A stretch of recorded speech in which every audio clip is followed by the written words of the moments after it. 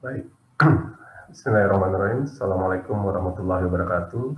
Selamat malam, salam sejahtera untuk kita semua. Yang saya hormati narasumber kita, Pak Irfan, Bapak Ibu sekalian, yang mohon maaf tidak dapat saya sebutkan satu persatu, tapi terima kasih sekali atas kehadirannya. Malam ini kita lanjutkan diskusi berseri kita, ya. Alhamdulillah kita mengisi waktu dengan mudah-mudahan kegiatan ini positif bagi kita semua. Diskusi berseri arkeologi Al-Quran di Nusantara kali ini sudah seri ke-14 dan dalam seri kali ini menampilkan narasumber kita Pak Irfan Setiawan Mapaseng. Ya. Tema yang akan disampaikan adalah seni memanah peradaban Islam, aspek sejarah dan arkeologi. Pak Irfan ini sangat mahir, memang ahlinya memanah gitu ya, dan bukan hanya sebagai pengamat gitu ya, tetapi juga sebagai pelaku dan juga menulis, sudah menulis ini mungkin kelihatan ya bukunya ya, Seni Memanah. Saya baca, menarik sekali ya, cukup tebal tapi menyenangkan bacanya ya, karena bahasanya mengalir dan apa namanya, ilustrasinya juga bagus. Mudah-mudahan nanti juga akan disampaikan oleh Pak Irfan gitu ya. Tetapi ya apa yang mau disampaikan silahkan saja begitu ya. Intinya dalam konteks diskusi kita di dalam Al-Quran itu disebutkan beberapa ayat mengenai anak panah, mengenai busur, lalu dalam Sirah Nabawiyah ya, kisah Nabi Muhammad itu bisa ada apa namanya, beliau juga melakukan beberapa pertempuran ya, ada pasukan pemanah, terus kemudian peradaban Islam berkembang sedemikian pesat dan seterusnya, itu juga tidak lepas dari busur dan anak panah. Nanti akan disampaikan lebih lanjut oleh Pak Irfan. Mungkin itu sekedar pengantar dari saya. Kami persilakan Pak Irfan, waktu dan tempatnya bebas saja ya, di, di, dipergunakan dengan nyaman saja waktunya. Silakan Pak Irfan.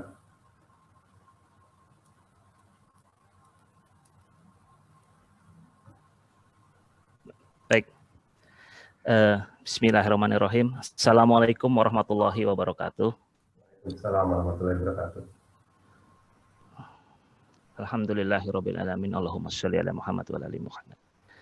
Pertama-tama saya ucapkan terima kasih kepada Prof. Ali Akbar atas kesempatannya pada malam ini untuk kita bisa bersama-sama membahas ya. Jadi kita berdiskusi temanya.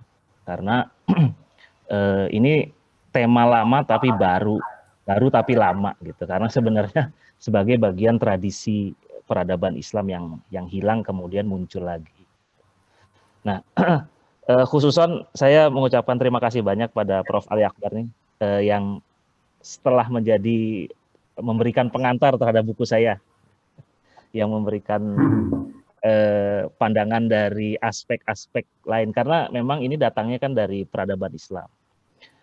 Ditemukannya dalam manuskrip berbahasa Arab yang dan bahasa pengantarnya bahasa Arab, konteksnya konteks keislaman gitu ya. Namun ternyata di sana kita untuk bisa membacanya dan mendalaminya, memahaminya, kita harus paham konteks zaman. Artinya gini, kalau kita orang sekarang memandang suatu tradisi panahan di peradaban Islam di masa lalu, ya kita harus bisa meniliknya dari aspek sejarah, maksudnya gitu, dari aspek budayanya, dari aspek arkeologinya sendiri, termasuk artefak-artefaknya dan sebagainya gitu. Kenapa? Karena kalau kita melihat selain aspek agama ya, karena kalau kita melihat dari kacamata sekarang, lalu kita membaca sesuatu yang terjadi di masa lalu, tentunya bisa misleading kan ya Prof gitu ya kira-kira ya. Nah, jadi itu juga salah satu tujuan saya menulis buku Seni Memanah ini adalah untuk kita bisa mendudukan, memperkaya pikiran kita, hati kita, wawasan kita dalam memandang seni memanah peradaban Islam ini. Nah, saya pun selain aktif di dunia panahan juga sebagai pengurus pusat komite nasional yang mengurusi permainan olahraga tradisional. Jadi simptomnya dan fenomenanya juga sama, karena kita mendalami sesuatu yang terjadi di masa lalu dengan konteks ritualnya, konteks zamannya, tapi kita seringkali membaca dari kacamata zaman sekarang, sehingga banyak yang sifatnya permainan olahraga tradisional akhirnya kehilangan ruh gitu, kehilangan ruhnya, termasuk panahan gitu ya.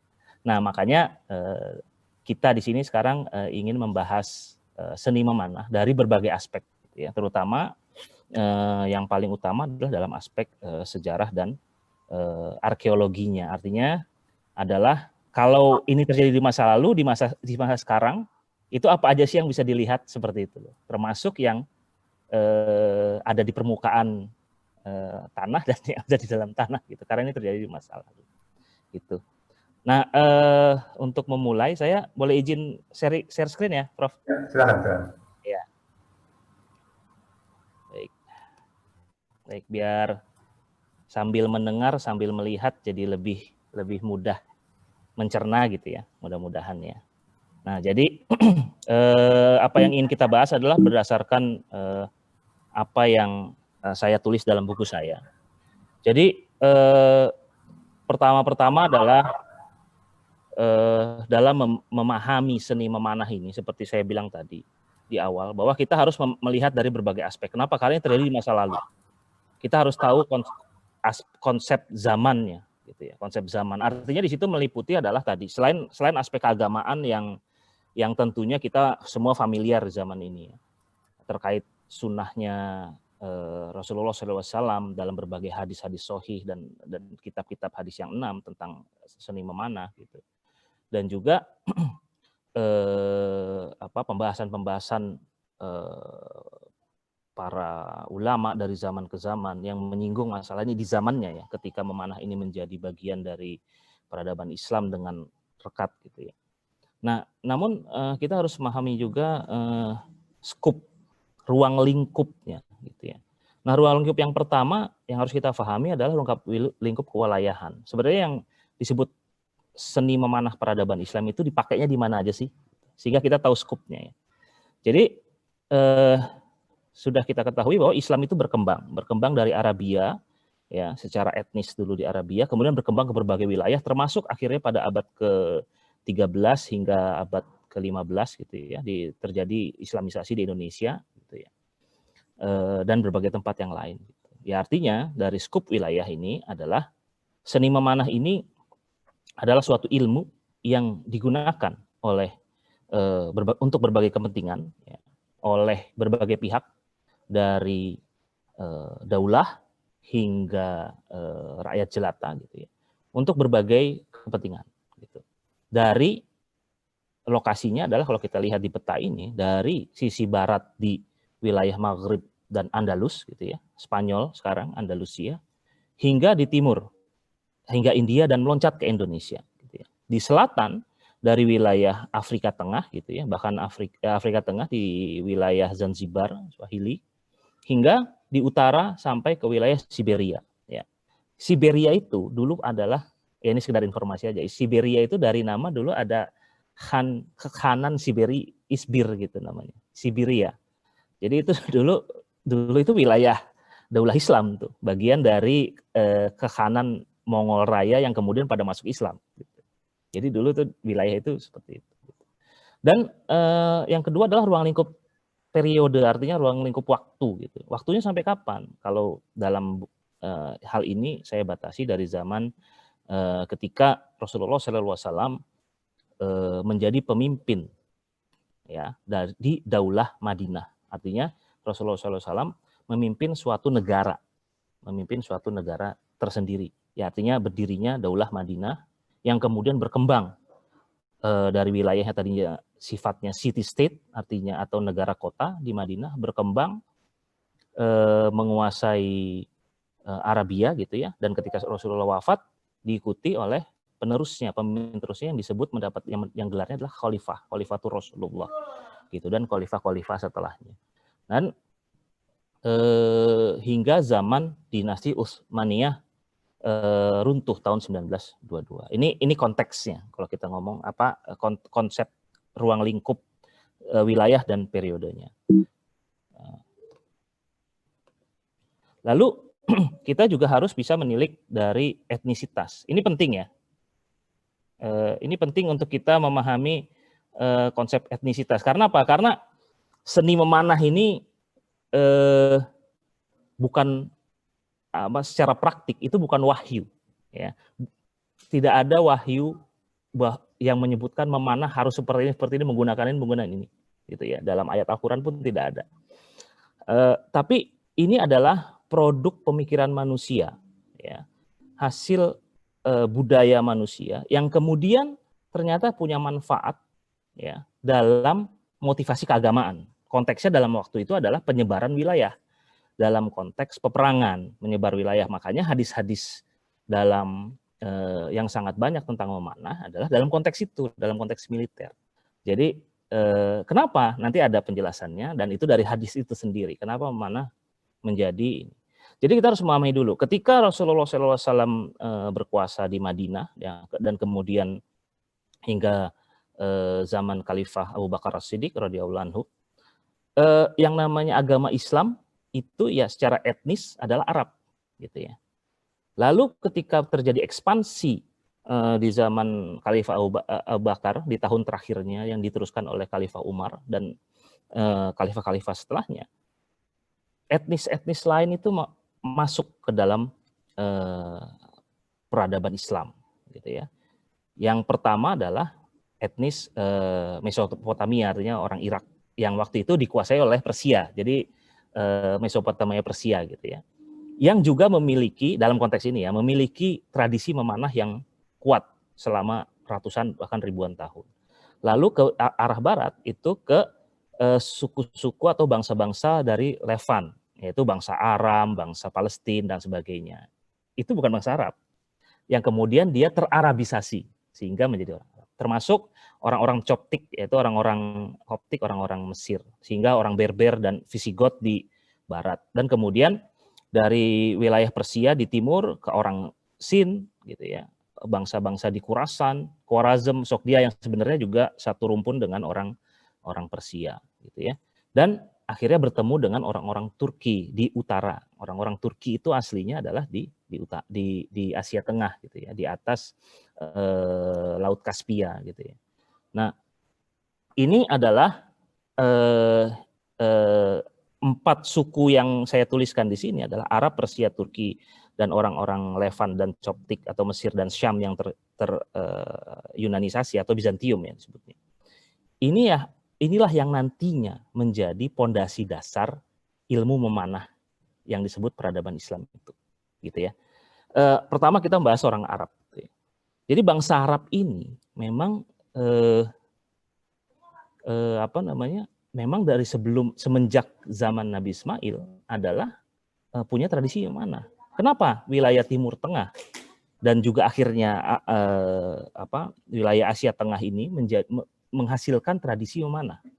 Karena secara secara kontur itu menuntut demikian. Kenapa? Kalau kita bandingkan di Indonesia, kita berburu mudah karena konturnya itu rimba. Kita pasang jebakan atau kita ngumpet di atas pohon atau di balik pohon atau kita pasang jebakan di wilayah binatang lewat, kita bisa makan, gitu ya. Kalau di wilayah Timur Tengah, gitu ya, yang kawan-kawan pasti tahu yang sudah pernah ke sana, gitu, Jazirah Arabia dan di wilayah Irak, Persia, Mesir dan sebagainya, gitu, termasuk di savana-savana Asia Tengah, itu semua datar. Gitu. Ya ada bukit-bukit gunung segala macam, ya ada lembah dikit, tapi umumnya datar, gitu.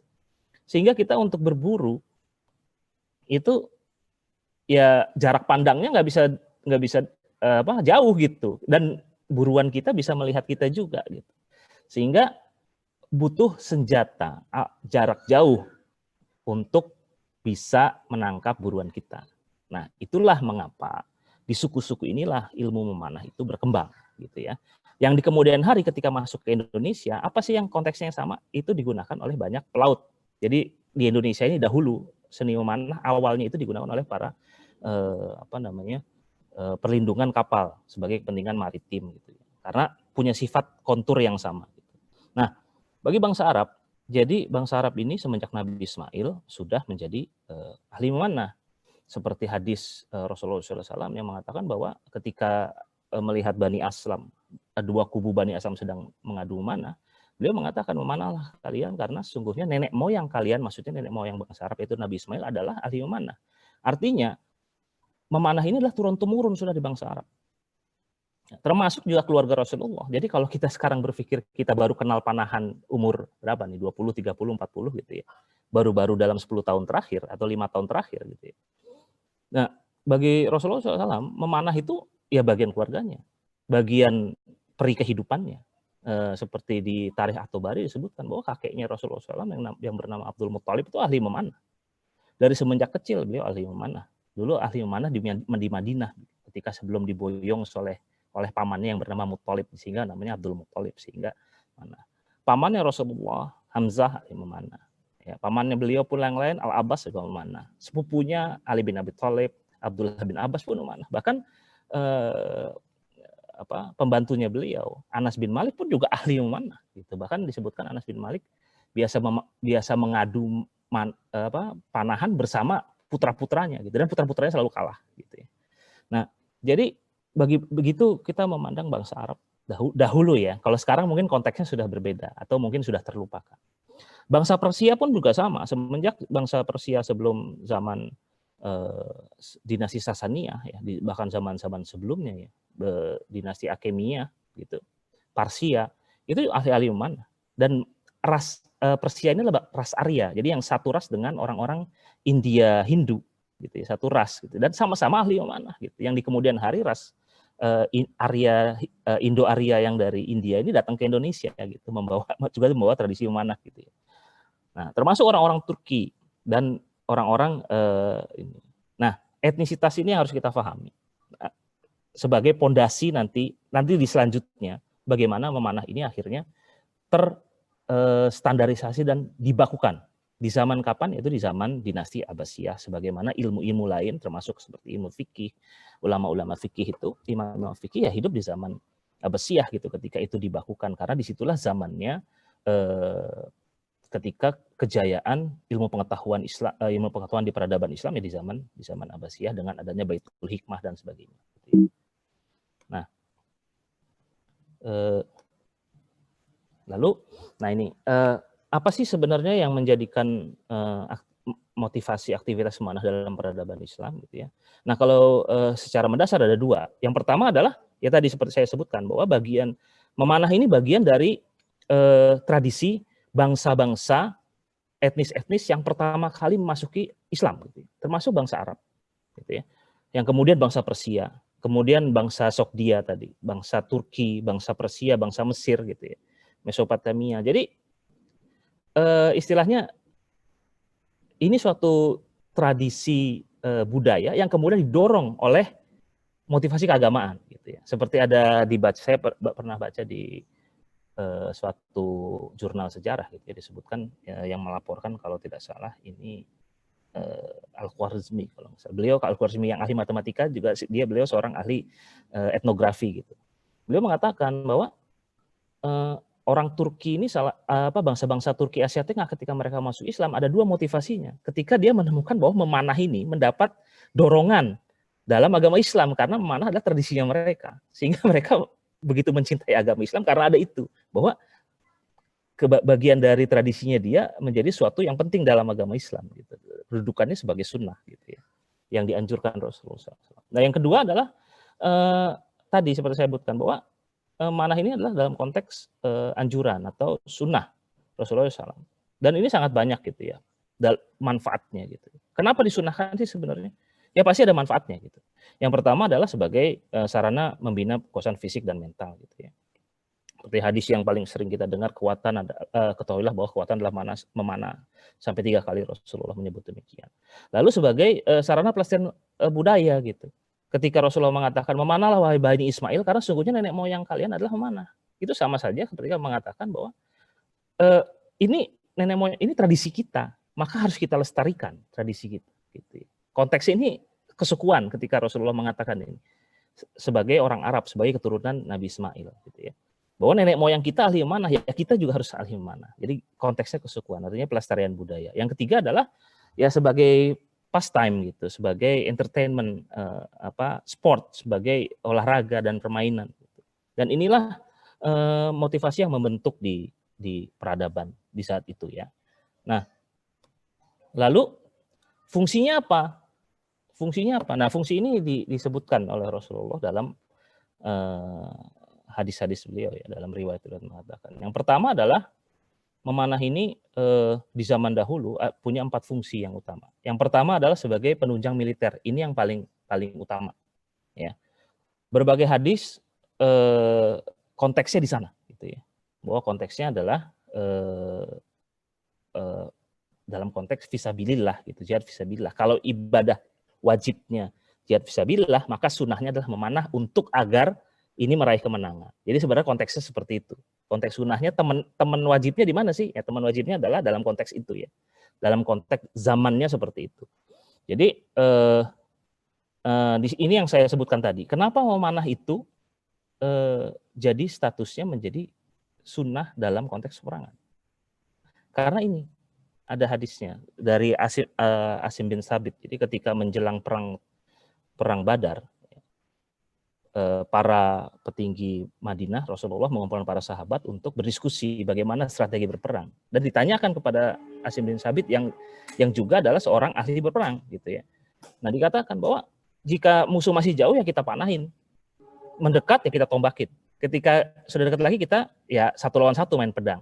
Jadi dan itulah sebenarnya strategi berperang yang di zaman itu, gitu. Di medieval time ya berperang seperti itu. Memanah itu bagian utama. Kenapa memanah menjadi suatu yang penting dalam peperangan? Karena memanah ini adalah kemampuan mengalahkan lawan di jarak yang jauh dengan efektif dan efisien. Kenapa? Karena kita tidak perlu kontak badan. Kalau kita menggunakan pedang ya 1 lawan 1, kita bisa jadi korban, gitu ya. Kalau memanah kita bisa dari jarak jauh. Kalau musuhnya misalkan tidak punya pasukan memanah, ya kita otomatis musuh sampai depan kita tinggal setengah gitu misalkan, karena ada mana. Jadi sebenarnya konteks militer ini yang harus kita pahami, dan tidak boleh salah memahaminya konteks militer di zaman ini, gitu. Karena ini di zamannya seperti itu, gitu. Kalau di zaman ini seperti apa sih prinsip dari sunnahnya memanah ini? Ya tadi bahwa kemampuan mengalahkan lawan di jarak yang jauh. Sehingga sekarang wajar negara kecil kayak Korea Utara atau Israel gitu, orang tidak bisa ngapa-ngapain. Kenapa? Karena dia punya rudal balistik antar benua.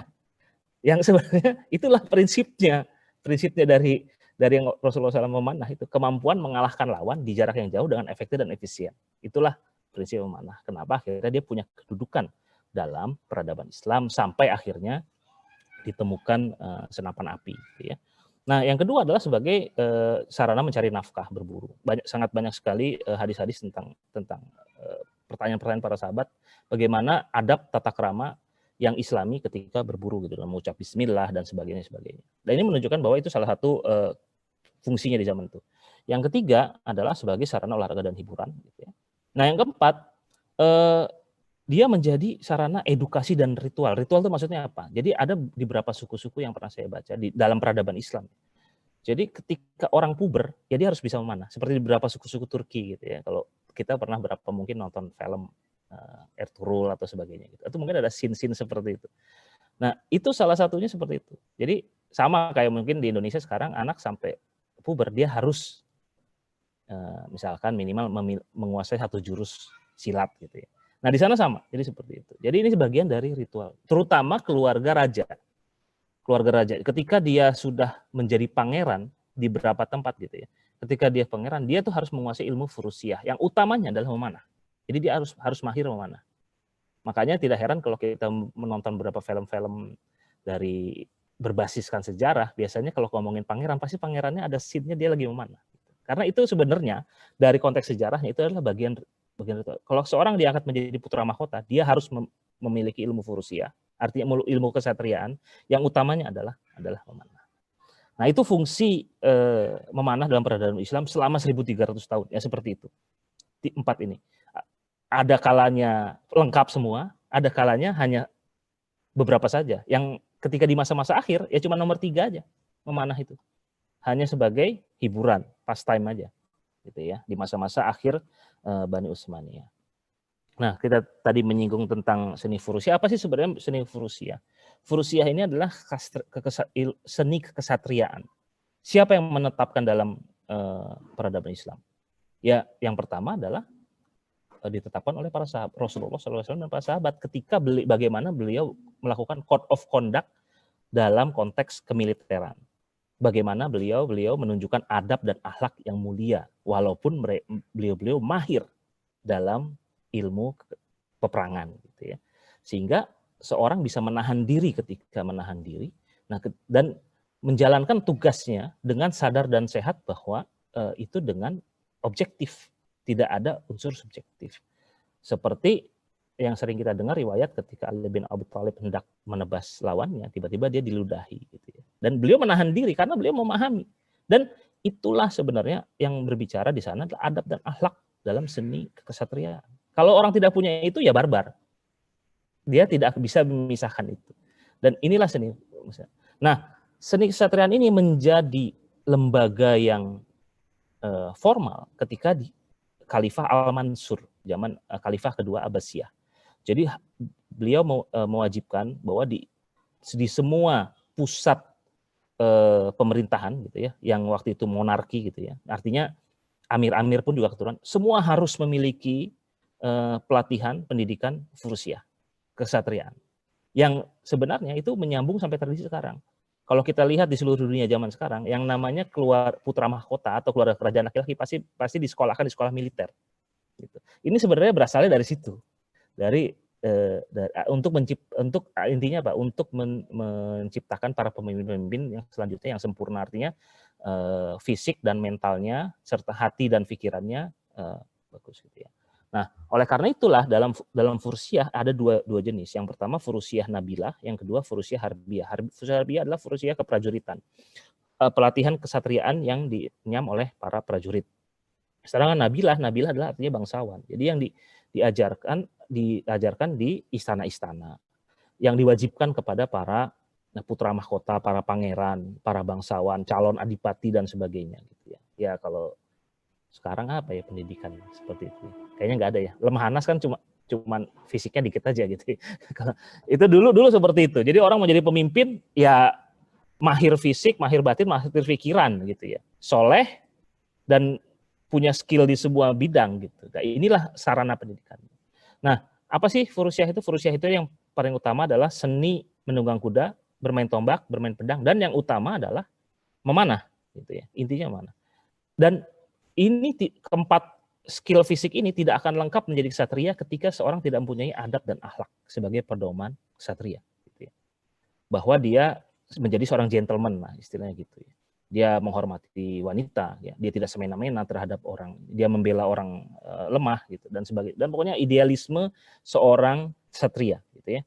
Yang sebenarnya itu adalah idealisme agama Islam terhadap adab dan akhlak bagaimana seseorang sosok Rasulullah yang ingin kita tiru.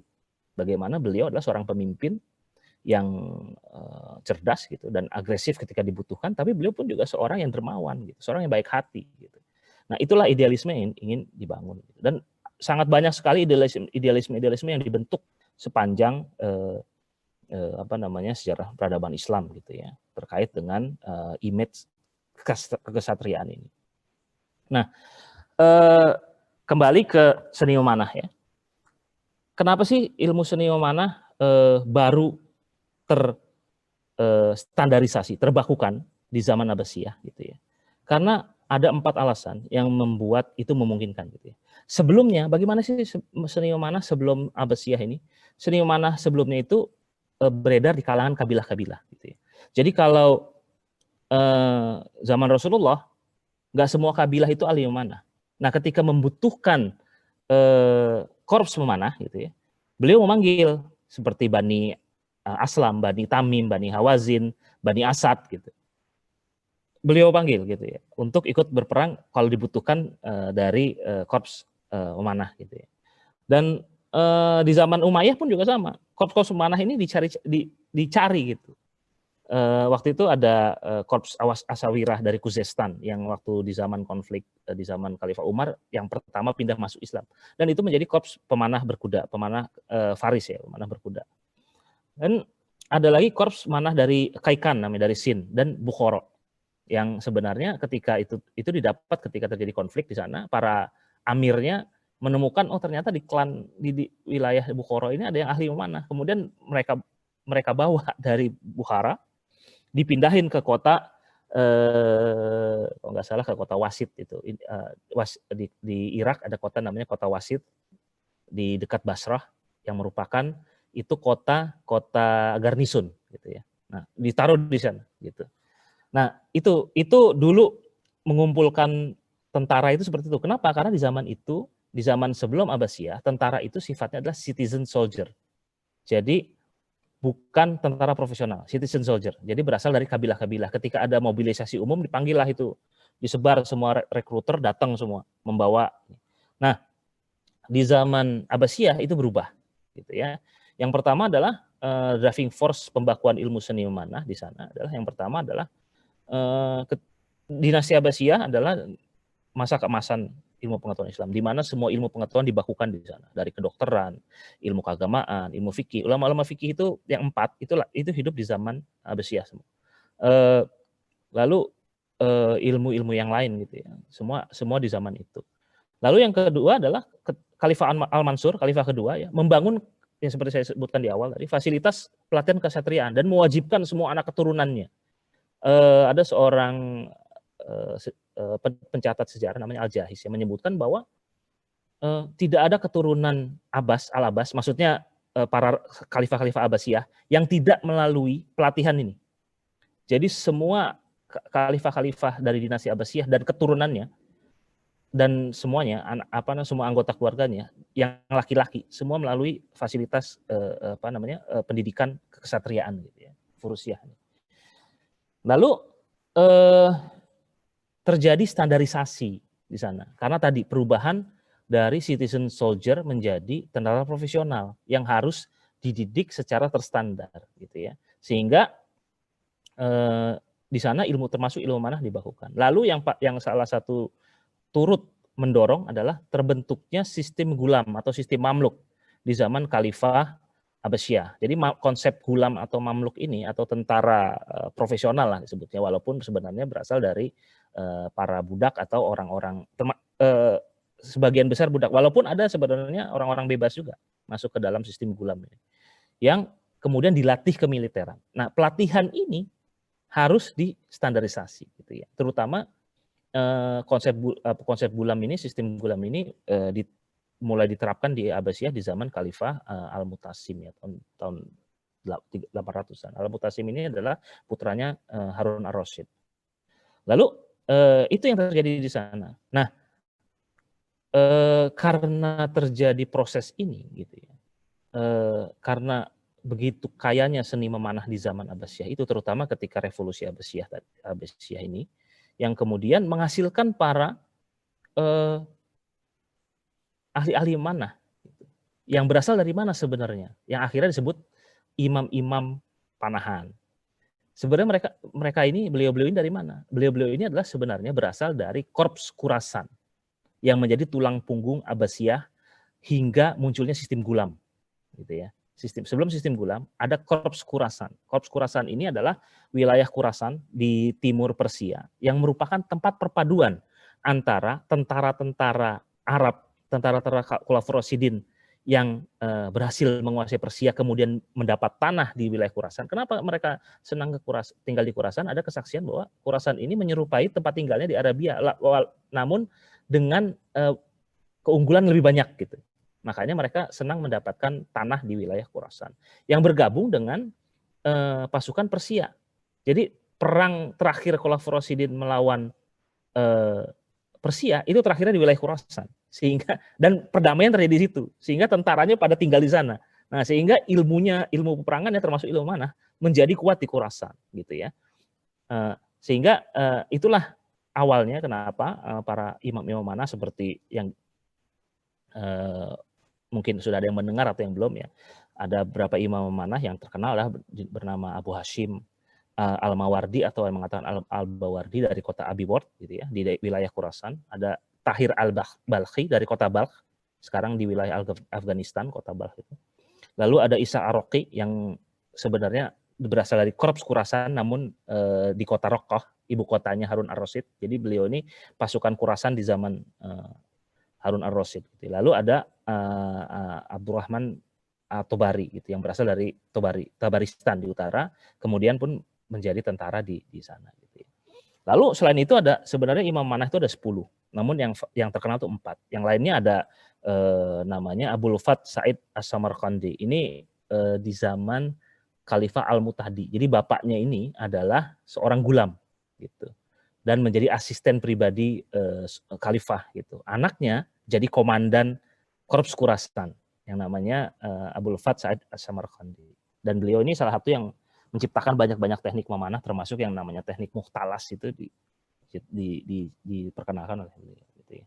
Nah, standarisasi munculnya tadi sekolah-sekolah memanah, artinya mazhab-mazhab memanah yang didukung oleh imam-imam ini, gitu ya, sebagai standarisasi, sebagian dari standarisasi. Kenapa distandarisasi? Karena tadi ketika dahulu ilmu memanah ini ketika di kabilah sifatnya melebur gitu ya. Namun ketika karena dia berasal dari stok yang sama, tapi ketika stok dari yang berbeda berarti kan harus dibuat standar. Akhirnya dibuat standar. Distandarisasinya yang 3 tadi yang pertama. Imam-imam itu mewakili apa? Sebenarnya mewakili postur tubuh. Yang Abu Hashim yang tinggi, Ishak yang sedang, Tahir yang rendah. Yang sedang. Kenapa? Karena rentangan tangannya beda-beda. Tapi kan sebagai suatu korps pasukan, kita mengharapkan jangkauan anak panah yang sama. Jangan sampai yang pendek, yang rentangnya pendek, malah pendek. Kalah sama yang rentangan panjang gitu. Makanya diciptakan. Nah, makanya adanya sekolah-sekolah ini, mazhab-mazhab ini agar apa tujuannya? Orang yang memasuki sistem, memasuki kemiliteran Abbasiyah, bagaimanapun postur tubuhnya menghasilkan tembakan yang sama. Itulah fungsinya standarisasi. Karena ada standarisasi teknik tadi, lalu menyebabkan standarisasi peralatan. Peralatan pun dibagi 3. Ada orang yang untuk orang 3 jenis tadi, gitu ya. Ada yang bisa dipakai sama-sama, ada yang memang spesifik, gitu ya. Termasuk anak panah, gitu. Nah, karena adanya standarisasi peralatan, itulah yang mendorong kemudian munculnya pusat-pusat seni memanah, pusat-pusat produsen memanah, manufaktur tempat memanah, termasuk para insinyur-insinyur yang membuat busur dan sebagainya, gitu ya. Nah, itu yang terjadi di tahap selanjutnya setelah terjadi proses standarisasi di zaman Abbasiyah ini, gitu. Nah, lalu apa sih sebenarnya yang seni memanah dalam peradaban Islam itu? Seni memanah itu ada 4 yang bisa kita ketahui. Yang pertama adalah memanah target. Ini memanah target adalah sesuatu yang biasa. Memanah ada akurasi yang dicari. Akurasi itu adalah ketika memanah ini masih memungkinkan untuk kita melakukan bidikan, gitu ya. Intinya gitu. Memanah target atau hadafiyah atau hedef ini adalah ketika bidikan. Kenapa? Memanah ini makin jauh kita makin butuhkan elevasi gitu. Tangan kita makin diangkat. Ketika tangan kita mengangkat sampai 45 derajat bahkan menjelang 40 derajat itu sudah bisa membidik lagi.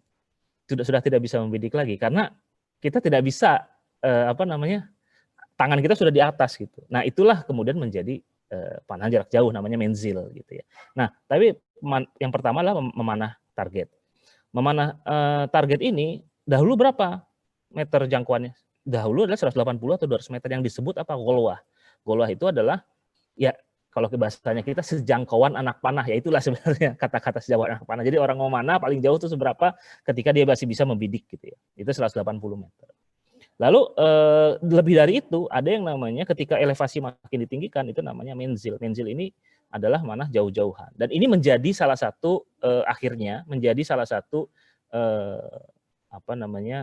lifestyle atau pertandingan yang bergengsi di sepanjang peradaban Islam. Walaupun sebenarnya tradisi menzil ini dari sebelumnya sudah ada. Dari ada riwayatnya seorang raja Persia namanya Sapur I dari tahun 300-an Masehi sudah melakukan menzil. di jarak yang jauh, menembak di jarak yang jauh gitu ya. Karena ini adalah suatu konsekuensi logis dari bagaimana kalau kita menggunakan anak panah, kalau kita sudah mengangkat 45 derajat ya akhirnya jadi seperti itu gitu ya. Nah, yang ketiga adalah memanah mahir gitu ya. Memanah mahir itu adalah semua jenis memanah yang membutuhkan mahiran, seperti misalkan di gambar di pojok kanan ini, seseorang memanah pedang gitu. Jadi pedangnya dipanah sampai panahnya belah dua gitu. Nah, ini mana mahir atau ini yang namanya dart. Ini yang di warna emas ini. Ini dalamnya itu yang hitam tuh marmer sebenarnya. Jadi dia bagaimana keras-kerasan biar bisa menembus marmer itu. Ini namanya dart. Itu termasuk memanah mahir. Artinya memanah skill-skill memanah yang dibutuhkan, yang unik yang dibutuhkan untuk kondisi tertentu. Seperti ada salah satu teknik memanah bagaimana anak panah itu kita masukkan ke benteng. Untuk menghujani benteng lah gitu. Karena benteng ada tembok tinggi, bagaimana kita itu salah satu senian manah mahir. Dan ini biasanya dipertandingkan tuh kalau ada kendurian zaman dulu gitu ya. Atau sunatan anak ke sultan, ada pemanah datang kemudian dia lempar cincin, dia memanah gitu ya. Sehingga anak panahnya menembus cincin tersebut, penontonnya pada senang dan happy melihat pertunjukan itu. Nah, yang terakhir adalah memanah berkuda. Memanah berkuda ini adalah skill tertinggi memanah. Kenapa? Karena memanah berkuda itu adalah bagaimana kita mencapai akurasi ketika kuda berlari sekencang-kencangnya. Di zaman dahulu aturannya seperti itu, baik pertandingan maupun ketika dalam peperangan. Kuda ini manfaatnya adalah mobilitas sebenarnya, kecepatan. Jadi kita manfaatkan kecepatan, lari secepat-cepatnya, lalu kita mencapai akurasi seakurat-akuratnya. Itulah disebut memanah berkuda. Dan dalam strata ilmu memanah berkuda ini adalah ilmu yang tertinggi, artinya untuk mencapai sana dia harus melewati tahapan-tahapan yang lain, termasuk artinya seperti memanah yang lainnya harus terpenuhi gitu, termasuk berkudanya juga gitu. Karena kenapa? Dari zaman ke zaman, dari beberapa manuskrip yang saya baca itu selalu ada ketika membahas panah berkuda pasti selalu membahas kecelakaan gitu. Artinya ini sudah menjadi momok dari zaman ke zaman gitu. Jangan sampai sesuatu yang di peperangan menjadi keunggulan sebenarnya, tapi malah karena kelalaian atau kurang kemampuan atau segalanya, akhirnya sesuatu yang merugikan. Karena ada beberapa kejadian ketika korps-korps panah berkuda ini dalam suatu peperangan melakukan blunder gitu. Termasuk salah satunya di peperangan Sultan Salahuddin Al-Ayyubi bukan di Hattin beliau menang. Di salah satu peperangannya beliau yang beliau kalah. Itu salah satu membuat blunder gitu. Nah, inilah jadi kenapa disiplin memanah berkuda itu perlu di zaman dahulu sangat ditegakkan gitu ya. Gitu. Nah, ini bagian dari seni memanah. Oke. Dan kok dekat coret-coretan nih. Nah, lalu tadi seperti saya sebutkan, ketika seni memanah ini distandarkan, muncullah pusat pembuatan busur yang terkenal di seluruh wilayah peradaban Islam dari zaman ke zaman. Yang pertama itu muncul di daerah Basroh dan Wasit. Basroh ini dan Wasit adalah Amsor bersama dengan Fustat. Fustat itu yang sekarang jadi Kairo, namanya Amsor. Amsor itu kota garnison. Jadi itu kota tentara dari zaman dahulu. Dan kota itu hidup karena tentara. Kota Basroh itu dibangun oleh sahabat Sa'ad bin Abi Waqqas. Kalau Fustat Kairo itu awalnya dibangun oleh sahabat Amr bin Al-As. Ya. Lalu di kota-kota di Khorasan itu juga menjadi pusat pembuatan busur yang masyhur dengan busurnya khas namanya busur Khurasaniyah. Bahkan sampai wilayah di utaranya ketika wilayah Tasken ini dikuasai namanya kalau bahasa Turkinya tuh Çaç gitu ya. Çaç kalau ada C kurul-kurul itu dibacanya Çaç gitu, kota Çaç. Dan membuat busur yang sebelum busur Damaskus terkenal, ini tempat yang menghasilkan busur yang sangat bagus gitu. Sehingga itulah mengapa ketika diidentikan orang Turki ahli memanah dan bagus dalam ilmu memanah dan produksi busur karena peran kota Tasken ini dahulu gitu ya. Busurnya itu disebut busur padisah. Padisah itu artinya rajanya raja gitu, busur raja, karena dianggap sebagai busur. Nah, busur inilah yang digunakan oleh semenjak zaman dinasti Selçuk. Makanya ada beberapa anggapan bahwa mengapa Selçuk menjadi penguasa? Karena menggunakan busur itu, katanya. di berapa spekulasi lah mengatakan seperti itu gitu ya. Nah, lalu di tempat lain misalkan seperti di Cordoba. Cordoba itu dulu pusat emirat dan Khalifahan Umayyah di Andalusia. Dan di sana hingga tahun 1236 adalah pusat produksi panahan gitu ya. Kapasitasnya sebulan itu bisa buat 1.000 busur, 20.000 anak panah gitu ya. Dan busurnya itu adalah menggunakan busur jenis Arab dan Persia. Nah, terkait kategori busur nanti kita lihat selanjutnya.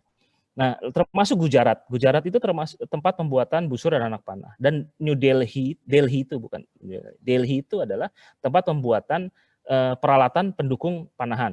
Atau yang paling terkenal adalah cincinnya, cincin jempol. Makanya kalau peninggalan saat ini yang paling banyak itu di peninggalan Mughal terutama ya, dan dinasti sebelumnya itu sangat banyak sekali cincin-cincin memanah. Cincin ini adalah salah satu alat bantu memanah. Ya. Lalu yang paling terkenal adalah di Damaskus, namanya Kaisariat Al-Qawasim. Itu sangat terkenal, dibangun oleh dinasti Buriyah sebelum di tahun 1000-an Masehi. Lalu dikembangkan oleh Sultan Salahuddin Al-Ayyubi ketika dan Bani Ayub ya yang menguasai wilayah Damaskus pada saat itu. Yang kemudian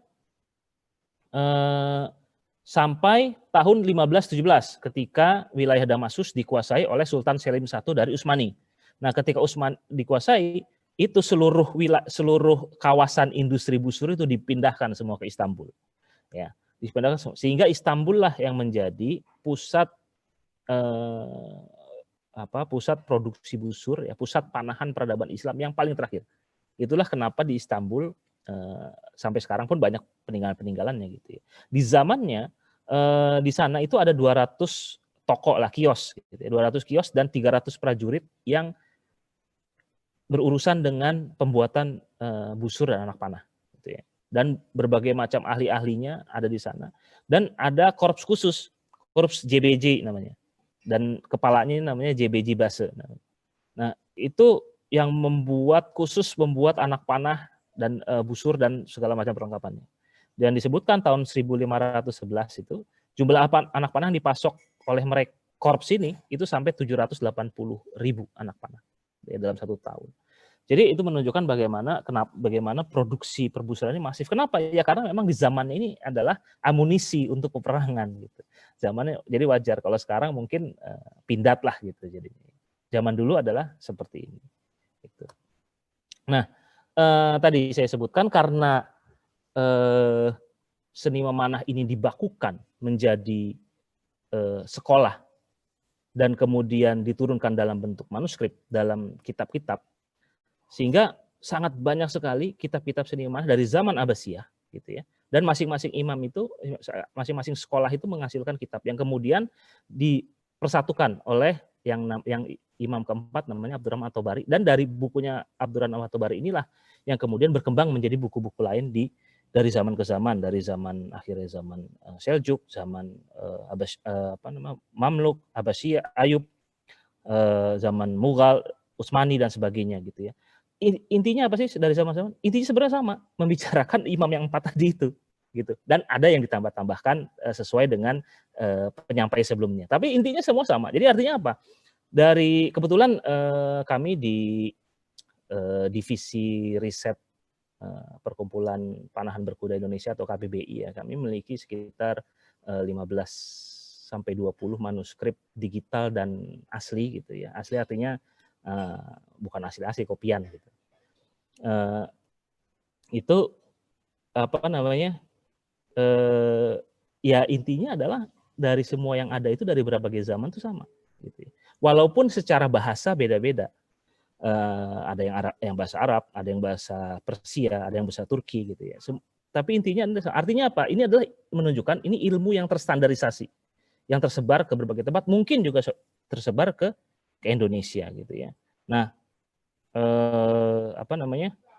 dan kalau dikatakan ini bagaimana sih konteksnya dalam keagamaan? Apakah ini buku keagamaan? Sebenarnya iya dan tidak. Kenapa? Kalaupun ada ulama yang membuat buku pemanah, itu dalam konteks beliau sebagai kadi, sebagai hakim. Jadi ibaratnya seperti zaman sekarang ada persenjataan, pindad, kemudian dibuatlah buku manual penggunaan, termasuk dari sudut pandang hukum. Nah, karena dahulu hukumnya hukum Islam dan para ahlinya adalah para ulama, maka para ulama lah yang membuat buku ini agar mendapat panduan teknis dan panduan secara hukum. Sebenarnya seperti itu. Kedudukan kitab-kitab memanah itu seperti itu sebenarnya. Walau makanya banyak sekali yang membuat kitab memanah dari kalangan ulama maupun sampai kalangan ahli memanahnya, para jenderal dan sebagainya. Namun berapa yang kami dalami itu secara struktur semua sama. Pertama tentang motivasi keagamaan, lalu hukum-hukumnya, artinya fikihnya, baru ngomongin teknik.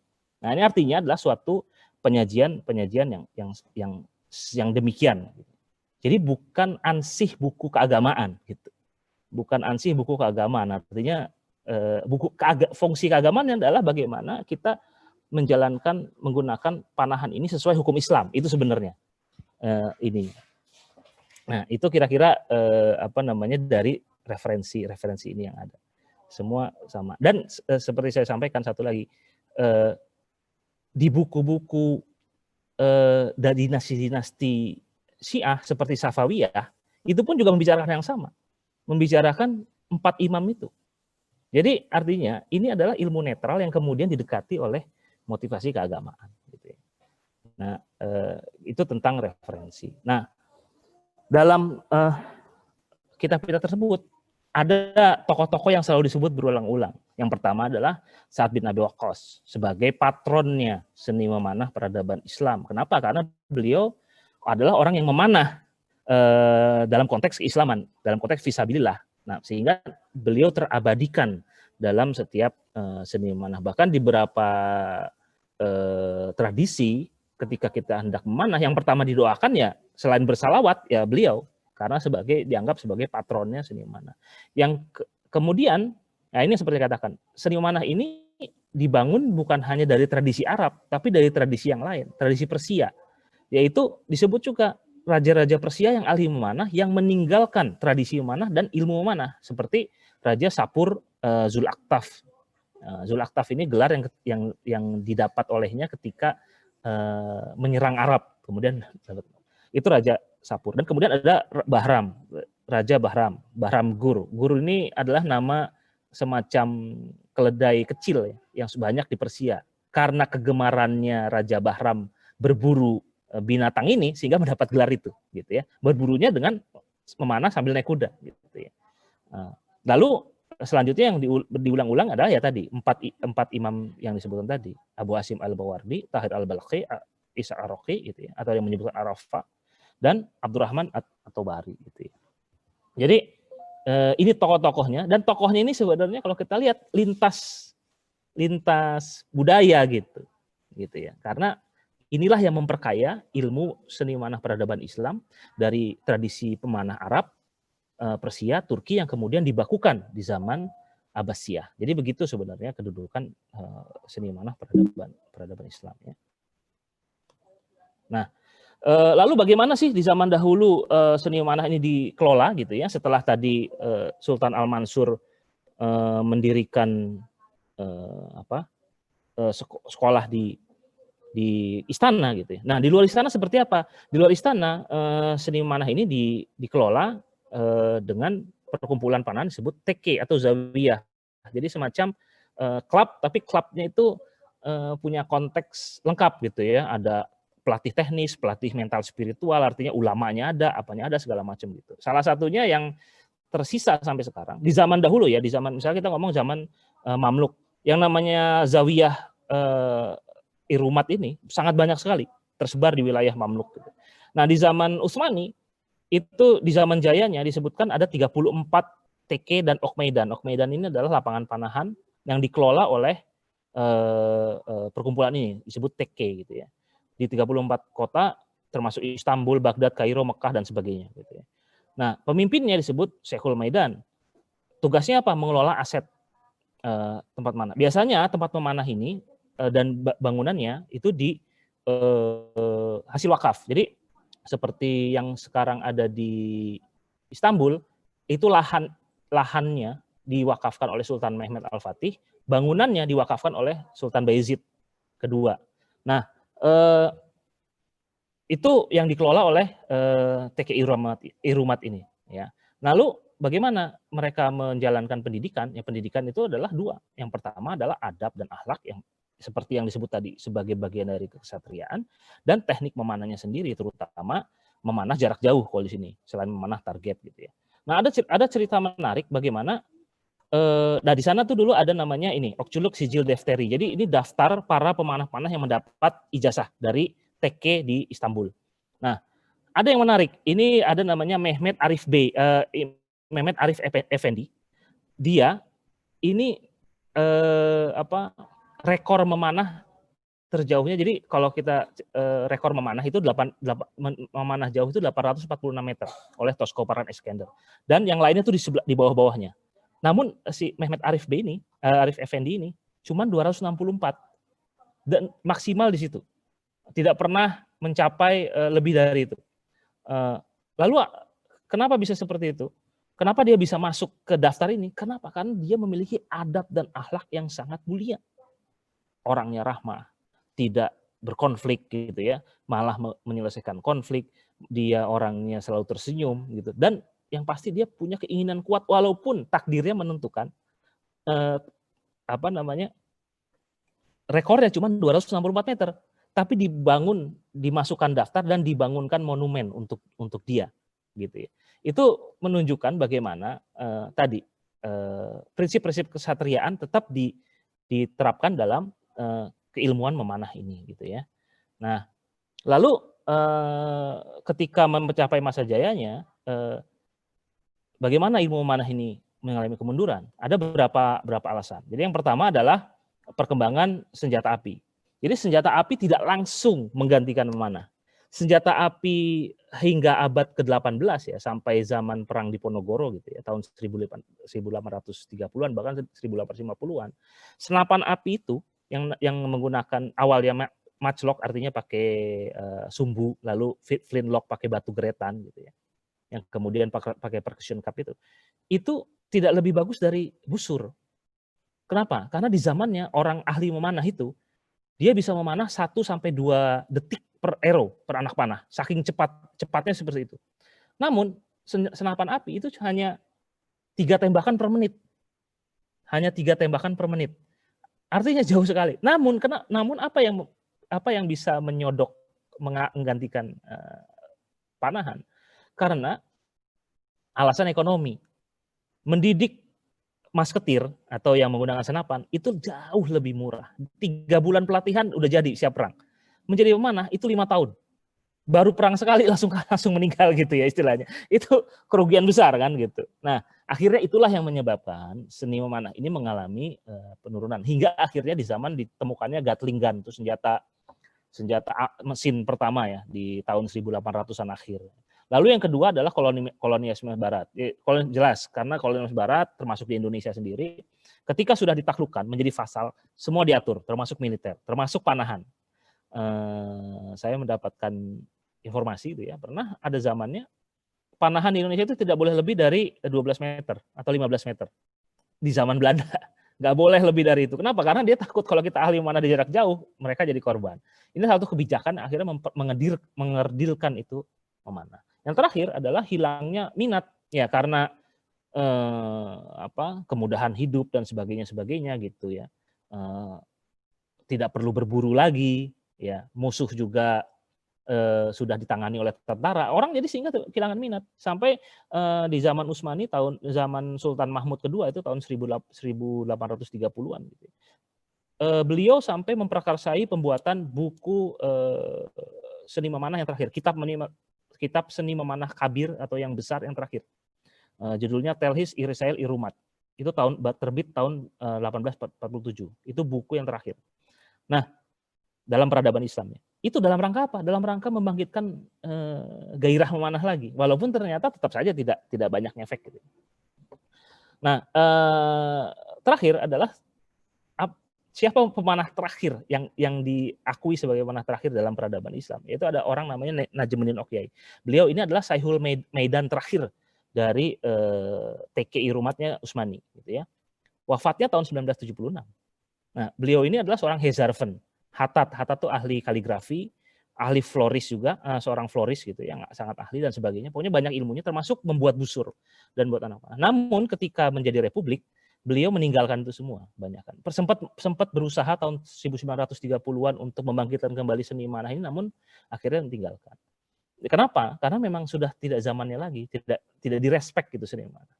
Nah, dengan wafatnya beliau tahun 76 tanpa meninggalkan ahli waris gitu ya dan penerus dan murid gitu ya. Manah ini mencapai titik terendahnya gitu ya. Dan baru hidup lagi, baru rame-rame lagi ya tahun 2000-an akhir ini aja seni memanah ini ketika orang mulai mengakses peralatan dan pengetahuan gitu ya. Nah, itu aspek sejarah. Kita kembali sekarang ke aspek yang mendukung aspek kearkeologian gitu. Yang pertama adalah tentang perbusuran. Dalam seni manah ini dari dalam kitab-kitab yang ada, karena tadi pembentuknya adalah etnis Arab, etnis Persia dan Turki, sehingga klasifikasi busur dari semua kitab-kitab yang ada, dari keilmuan ini, itu ya berdasarkan konteksnya itu, gitu ya.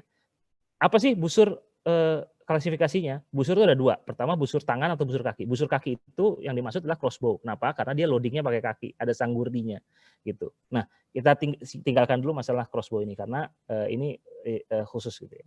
Nah, yang paling berkembang dalam peradaban Islam adalah busur tangan atau busur yang kita ketahui pada umumnya, gitu ya. Nah, terdiri dari 5 klasifikasi. Yang pertama adalah busur panjang atau longbow-nya Badui. Itu bisa sampai 194 meter. Biasanya ini di kalangan masyarakat primitif, gitu ya, masyarakat primitif. Dan ini diakui dalam keilmuan, gitu ya, dalam keilmuan kita. Ini adalah di kalangan masyarakat primitif. Yang kedua adalah busur panjang Hijaz, artinya busur panjang ini seperti yang contoh di kiri ya, yang saya bilang. Contohnya seperti itu. Itu diberi penguat di wilayah Hijaz, gitu ya. Lalu ada busur Arab al-wasitiyah namanya gitu ya, atau disebut juga masnuah atau muraqabah gitu ya, atau mufasilah karena dia terdiri dari beberapa bagian jadi satu. Ini kurvaturnya saya ambil contoh dari bukunya Unsal Yücel. Jadi Profesor Unsal Yücel dari Turki yang mendalami tentang seni memanah dan beliau mengatakan dan memberikan contoh inilah yang disebut dengan Arabiyai, artinya busur Arab al-wasitiyah itu yang disebut sini. Jadi lengannya panjang, siahnya pendek dan berbentuk seakan-akan seperti hilal atau bulan sabit gitu ya. Seperti itu. Gambarnya ada di waktu itu saya ambil dari referensi dari sana. Lalu yang di panjangnya ini sekitar sampai maksimal 150 cm. Yang kedua yang keempat adalah busur Persia. Busur Persia itu lengannya pendek, ujungnya ini yang keras, panjang, siahnya panjang gitu. Itu 128 cm. Busur Turki lebih pendek lagi, semakin lebih pendek lagi. Walaupun tidak terlalu pendek dari Persia gitu ya. Sehingga dia lebih tebal dari ini. Nah, busur Arab ini lebih ringan dari ini dan ini lebih ringan dari ini gitu ya. Nah, ini adalah klasifikasi busur yang dari hampir semua kitab-kitab panahan dan keilmuan itu mengatakan hal yang sama. Karena apa ya tadi? Karena etnisitas pembentuk pondasi dasar peradaban Islam ya dari ketiga etnis ini gitu ya. Nah, ketika suatu busur ini sedikit gambaran aja. Ketika suatu busur yang panjang menjadi busur yang pendek, bagaimana mekanismenya? Jadi kenapa busur dibutuhkan pendek? Karena ada dorongan kaidah dari persenjataan di zaman itu, termasuk seperti zaman sekarang. Busur itu dituntut untuk ringan, untuk easy to handle gitu istilahnya ya. Bisa digunakan di atas kuda, bisa digunakan di berbagai tempat tanpa merepotkan gitu. Kalau panjang sampai 194 meter itu repot sekali kan. Kita mau mengoperasikannya sehingga busur digunakan pendek. Nah, ketika busur yang sama gaya yang sama dua busur panjang dan pendek mengharapkan energi potensial yang sama, namun yang satu lebih pendek, artinya apa? Artinya gayanya harus diperbesar gitu ya, seperti ini disebutkan. Jadi gayanya harus lebih besar 2 kali lipat. Jadi gaya F1 ini harus lebih besar 2 kali lipat dari ini. Kalau ini di setengah gitu, kalau dianggap ini hubungannya linier. Nah, dampaknya apa?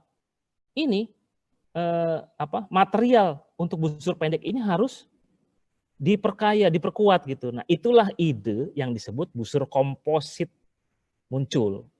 Karena diperpendek, maka harus diperkuat. Gitu intinya gitu, untuk menghasilkan yang sama dengan busur panjang. Sehingga itulah kenapa busur-busur dalam peradaban Islam yang pendek itu disebut dengan busur composite bow. Artinya apa? Karena dia terdiri dari berapa bahan yang dijadikan satu gitu. Nah, bahan-bahannya apa aja? Bahan-bahannya adalah tadi antara yang kayu di tengah, belakangnya dikasih tanduk, depannya dikasih otot, lalu digabung dengan lem. Metodenya macam-macam lah, panjang ceritanya gitu ya. Seperti di bawah ini kira-kira gitu ya. Kemudian jadi busur gitu.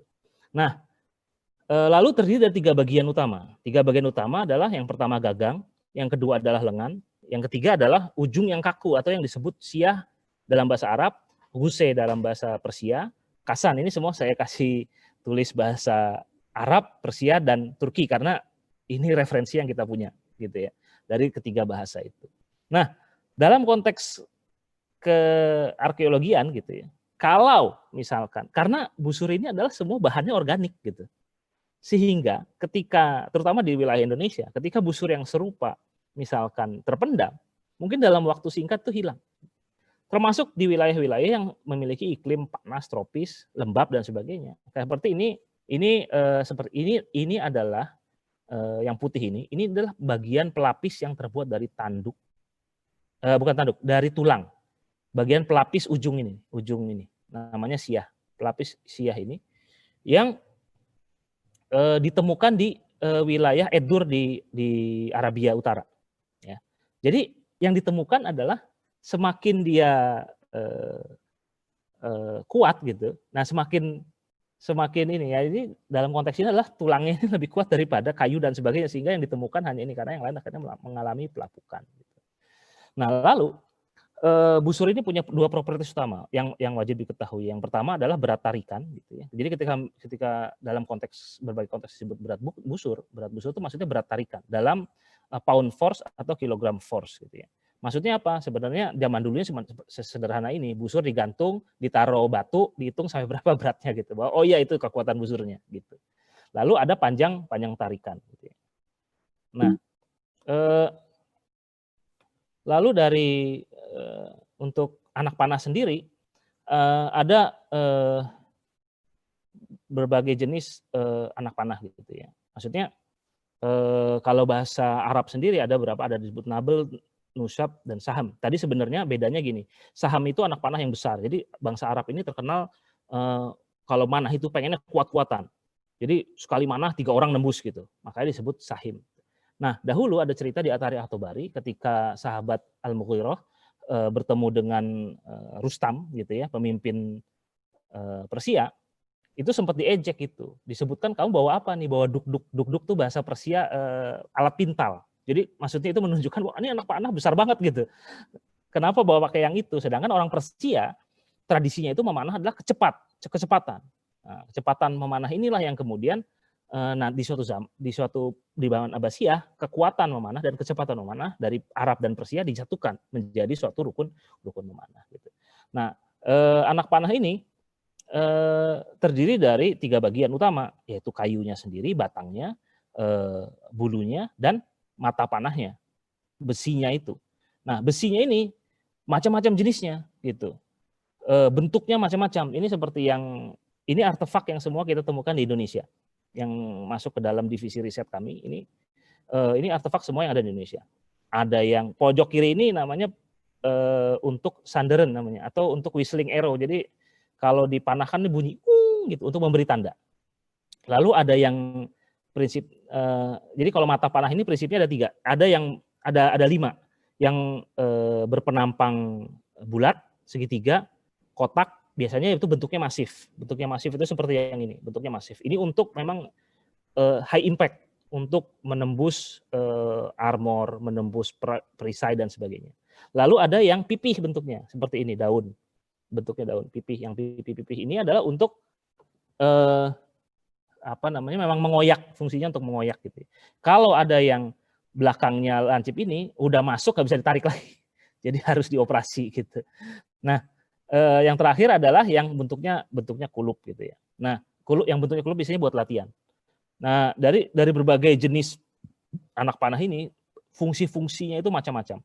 Dan kalau kita menemukan mata panah, kita bisa dengan mudah sebenarnya mengira-ngira ini dari mata panah, anak panahnya beratnya berapa, dari berat anak panahnya berapa, busurnya beratnya berapa.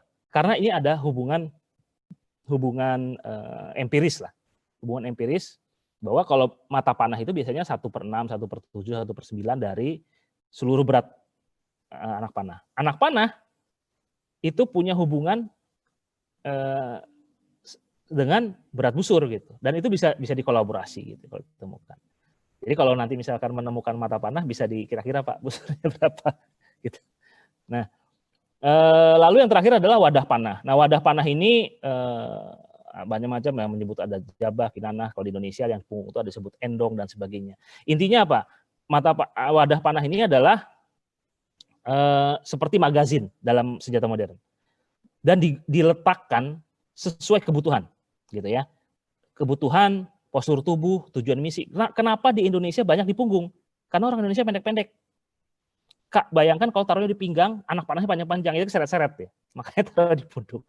Itu karena postur tubuh. Lalu ada tujuan misi. Kenapa ada yang membawa anak panah wadah misalnya seperti ini, korluk gitu ya namanya. Isinya banyak sekali ini. Atau ini korluk. Biasanya dia untuk tim perintis gitu, untuk jaraknya jauh dari logistik. Jadi dia nggak bisa resupply kapan waktu. Sehingga dibutuhkan wadah anak panah. Ada wadah anak panah yang simpel-simpel, yang isinya paling 30 seperti ini. Itu ketika dia disupport oleh logistik yang mudah gitu ya. Nah, letaknya ini bisa dimanapun kita meletakkan sesuai dengan kemudahan dan teknik mendorong teknik yang ada gitu ya.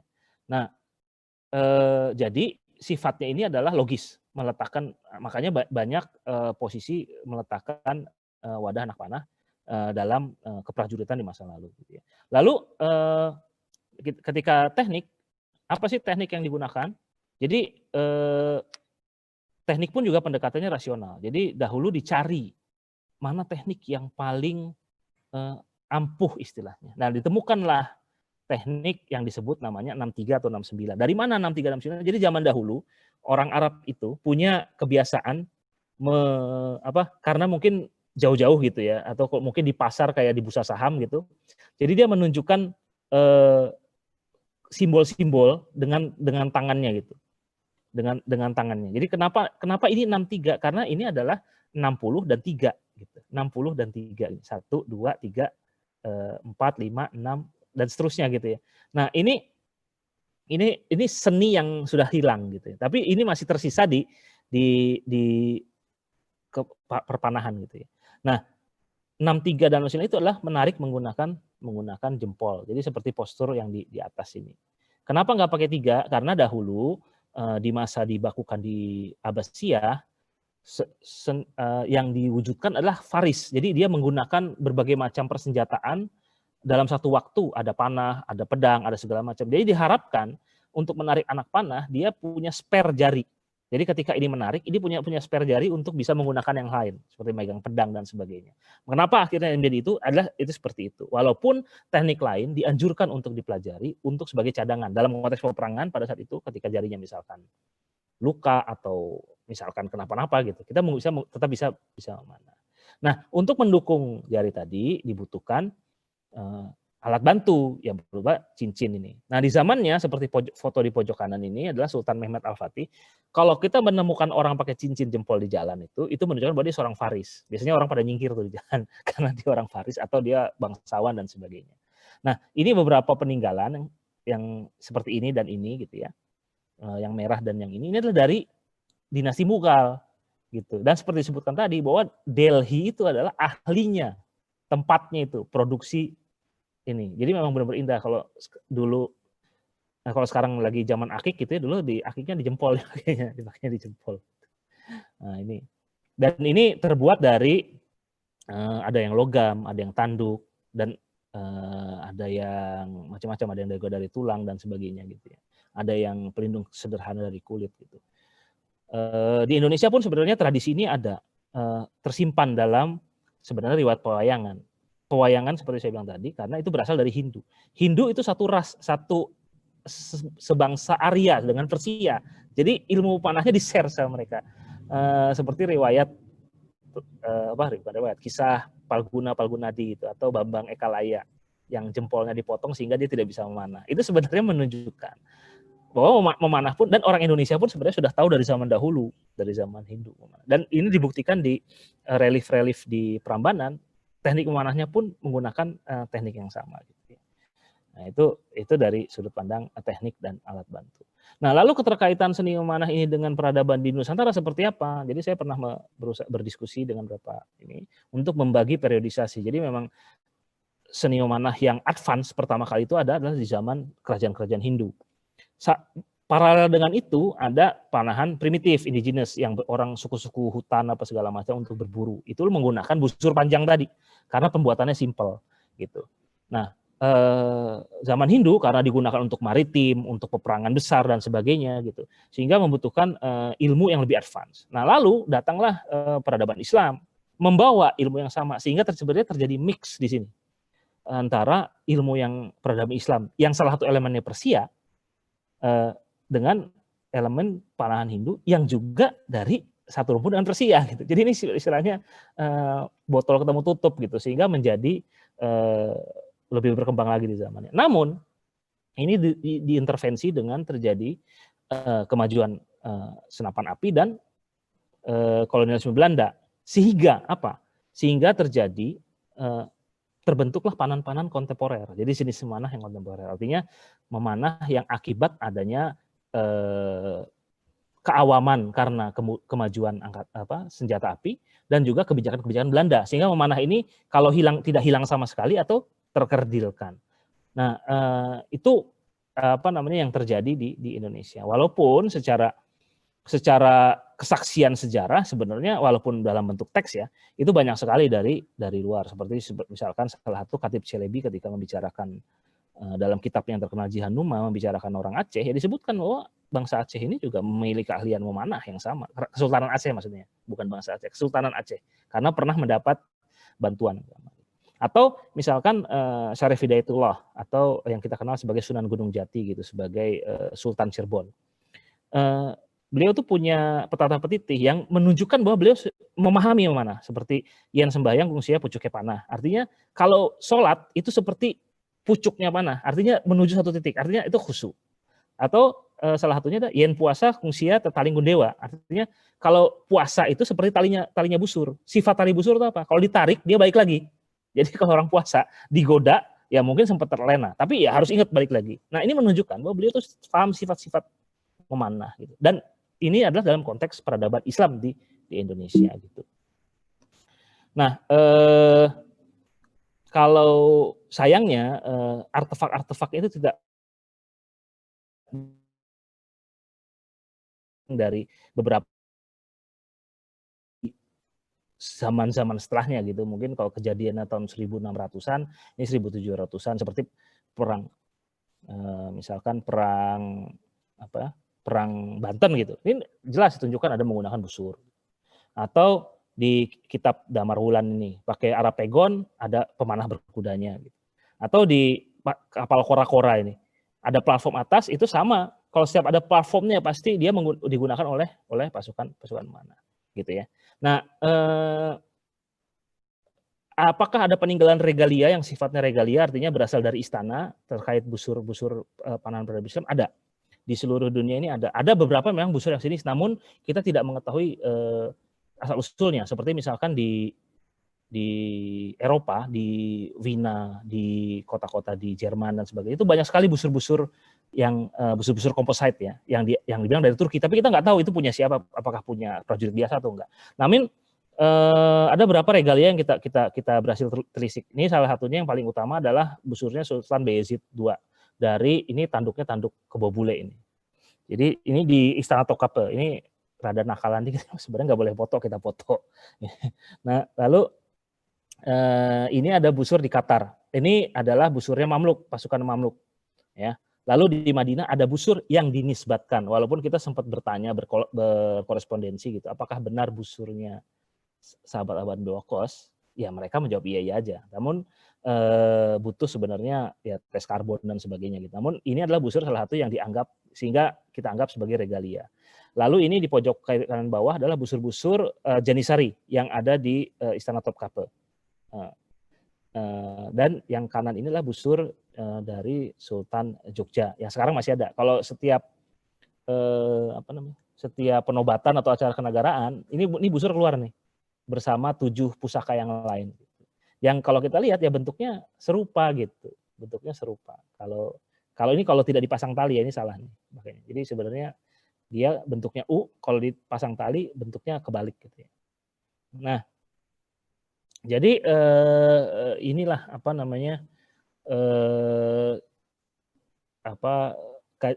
pembahasan ya sedikit tentang seni memanah dari sudut pandang sejarah dan dari sudut pandang artefak gitu ya. Kesimpulannya adalah memang sejarah, dalam konteks sejarah kita harus memahami dalam konteks luas. Sehingga kita tidak salah dalam memahaminya hanya terpaut di satu aspek saja. Padahal sebenarnya dahulu ya memanah itu sebagaimana kehidupan itu sendiri, berbagai aspek yang harus kita pelajari. Jadi sebenarnya ini bagi penggiat pun ini kesempatan ya untuk kita menambah literasi kita di ilmu ke bidang ilmu lain. Karena kalau orang sudah belajar memanah ya dia harus memahami konteksnya, konteks sejarahnya dan bagaimana membawanya di zaman ini, gitu ya. Kalau seperti kami gitu ya, kami berusaha menempatkan inilah sebagai yang paling utama dahulu dilakukan, yang paling bermanfaat di zaman ini apalah sebagai sarana edukasi gitu ya. Sebagai sarana edukasi, pembentukan karakter gitu ya, dan sebagai olahraga tradisional gitu, yang memiliki aspek-aspek ketradisionalan dan spiritualitas yang bisa kita masukkan sana. Karena apa? Karena olahraga modern itu kan terpisah dari sini ya. Kalau ini bisa kita terapkan seperti itu. Dan dari aspek arkeologi tadi memang khusus untuk di Indonesia tentang pembahasan artefak dan sebagainya memang masih minim sekali terkait dengan perpanahan ini, khususnya dari seni peradaban Islam. Kita tadi dari semua anak panah yang kita temui, kita nggak tahu itu dari mana aja karena belum dites karbon, belum dilihat, karena kita nggak tahu.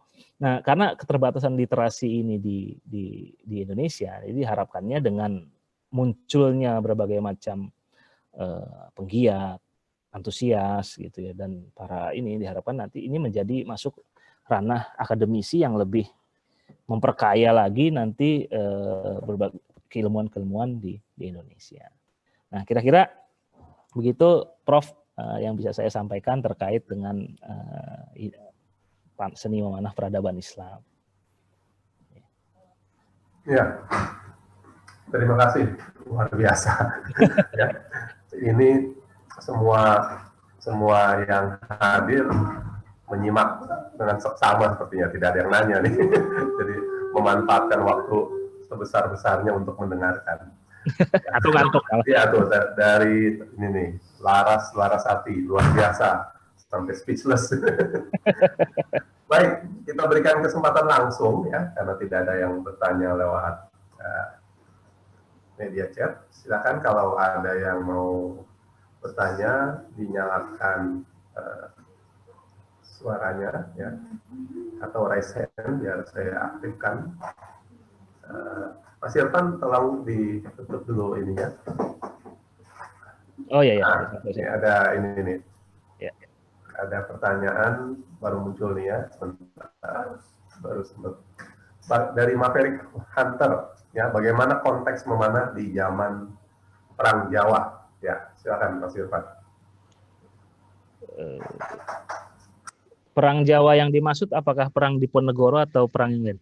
Kalau saya konfirmasi lagi. Ya, Pak Maverick, silakan kalau mau langsung bertanya.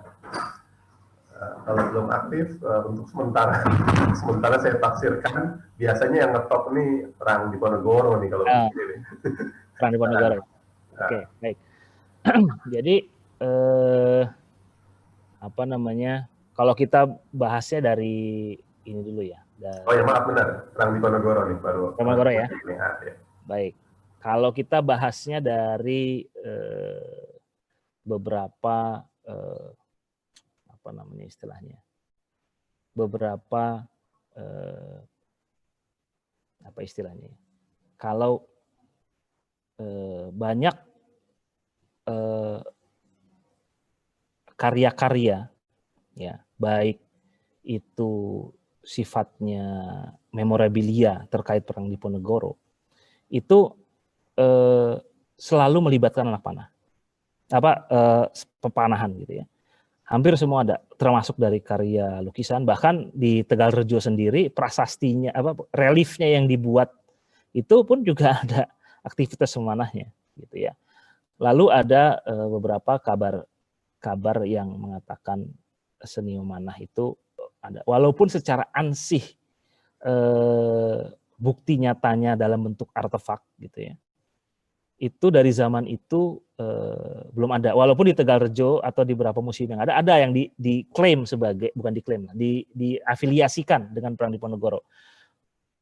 Namun hanya sebatas itu aja gitu. Apakah ia benar digunakan atau enggak, belum ada pembahasan akademis lebih mendalam gitu ya. Jadi ini pun juga masih meraba-raba gitu. Namun kalau dari konteks zamannya gitu ya, di zaman itu kesultanan namanya, jadi gini, kesultanan di Jawa ya, khususnya ya kita ngomong langsung spesifik Jogja dan Surakarta di zamannya, dan Mangkunegaran, Polaman, setelah menjadi difasalkan oleh Belanda gitu ya, itu terjadi westernisasi militer gitu ya, westernisasi militer, sehingga muncullah ya brigade ini, brigade itu, dan sebagainya. Senapan, penggunaan tradisi militer yang berasal dari Jawa Islam itu pergi keluar gitu ya, dan hidup di masyarakat, istilahnya turunlah dari yang sifatnya regalia, turun derajat lah gitu istilahnya gitu ya. Sehingga di sana pun seni memanahnya berubah menjadi tidak memiliki peran lagi di kemiliteran di kalangan istana pada saat itu. Namun ketika perang terjadi, berbagai macam pihak yang ikut di sana itu berbagai elemen di pasukan Diponegoro itu, dari seluruh tempat, ada yang adipati, ada yang ulama gitu ya, yang menyepakati ide Pangeran Diponegoro untuk membebaskan, jadi tadi kerajaan kesultanan itu sudah menjadi vasal gitu ya, vasal. Nah ini mau dibebaskan gitu ya, istilahnya gitu. Idenya seperti itu, sehingga banyak yang mendukung, mendapat simpati, terutama yang menjadi korban-korban politik di zaman itu gitu ya. Korban politik dalam artian gini, ada suatu tanah sebagai tanah kesultanan tapi diminta oleh Belanda, ya akhirnya dikorbankan rakyatnya gitu. Nah, itu akhirnya mendukung ide-idenya. Nah, mereka menggunakan senjata apa? Nah, gitu. Nah, senjata inilah yang tersedia di masyarakat, termasuk tadi ada panahan, tombak dan sebagainya. Itu yang digunakan sebagai senjata. Walaupun Pangeran Diponegoro pun berdasarkan literatur yang ada memiliki, saya lupa namanya, ada ahli persenjataannya gitu yang buat mesiu sendiri dan sebagainya. Artinya menunjukkan bahwa beliau punya barisan tentara yang waktu itu umum digunakan, yaitu barisan masketir gitu ya. Dan mungkin meriam gitu ya, masketir dan meriam. Tapi didukung oleh berbagai macam afiliasi yang sangat banyak gitu. Artinya akhirnya apa? Karena sifat peperangannya sendiri bukan antar dua kekuatan yang misalkan kalau di Eropa tuh antara Inggris dan Prancis gitu ya. Nah, itu kan istilahnya terstruktur militernya. Kalau ini enggak, sehingga seni militer yang tadinya ada di keraton yang sudah keluar itu akan dihidupkan lagi, digunakan lagi. Termasuk salah satunya seni pemanahan itu. Dan ini pun banyak kita dengar ceritanya ya, kita dapatkan informasinya, namun kita belum bisa berbicara banyak. Kenapa? Karena ini masih dalam proses kajian akademis gitu, sehingga kita bisa, walaupun sayup-sayup kita dengar banyak terkait dengan berbagai macam penggunaan seni panahan dan sebagainya terkait hal itu, termasuk artefak dan kumpulannya sebagainya gitu. Sebenarnya ada beberapa lokasi-lokasi yang kalau digali mungkin akan mengatakan hal yang lain gitu, cuman itu belum sampai tahap sana. Jadi saya bisa mengatakan bahwa berdasarkan persepsi orang yang saat ini memahami, itu banyak karya-karya merepresentasikan perang Diponegoro itu melibatkan panahan. Ya. Kedua, secara kalau kita mempelajari sejarah tradisi militer di Jawa khususnya, ya sangat memungkinkan itu digunakan gitu. Karena waktu itu menjadi bagian kemiliteran tradisi yang terkeluar gitu, dan pasukan Diponegoro basisnya adalah kekuatan rakyat gitu, dan rakyat yang menggunakan pengetahuan yang ada. Nah, saya cuma bisa mengatakan itu karena sisanya yang lain masih pendalaman secara akademis, belum. Walaupun saya tahu ada beberapa kesimpulan-kesimpulan, cuman belum bisa saya sampaikan. Tapi untuk sementara kira-kira seperti itu untuk tahapan perang Diponegoro. Karena apa saya sebut? Karena di zaman Pangeran Diponegoro, panahan itu pun di negeri lain termasuk di Turki tadi seperti saya bilang, itu juga mengalami posisi yang sama. Di sana ada yang menguasai, tapi bukan umum lagi gitu. Jadi ilmu yang spesifik gitu, bukan yang diketahui umum gitu. Karena apa? Karena tadi sudah kehilangan minat, sudah dilupakan dan sebagainya. Di Indonesia pun juga sama, hanya kalangan tertentu. Dan mungkin di pasukan Diponegoro pun yang menggunakan panahan hanya korps-korps tertentu aja gitu. Gitu. Kira-kira gitu.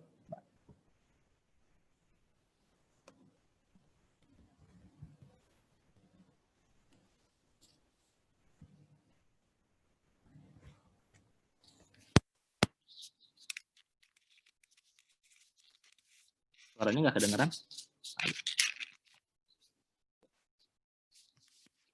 Suaranya nggak kedengeran kok.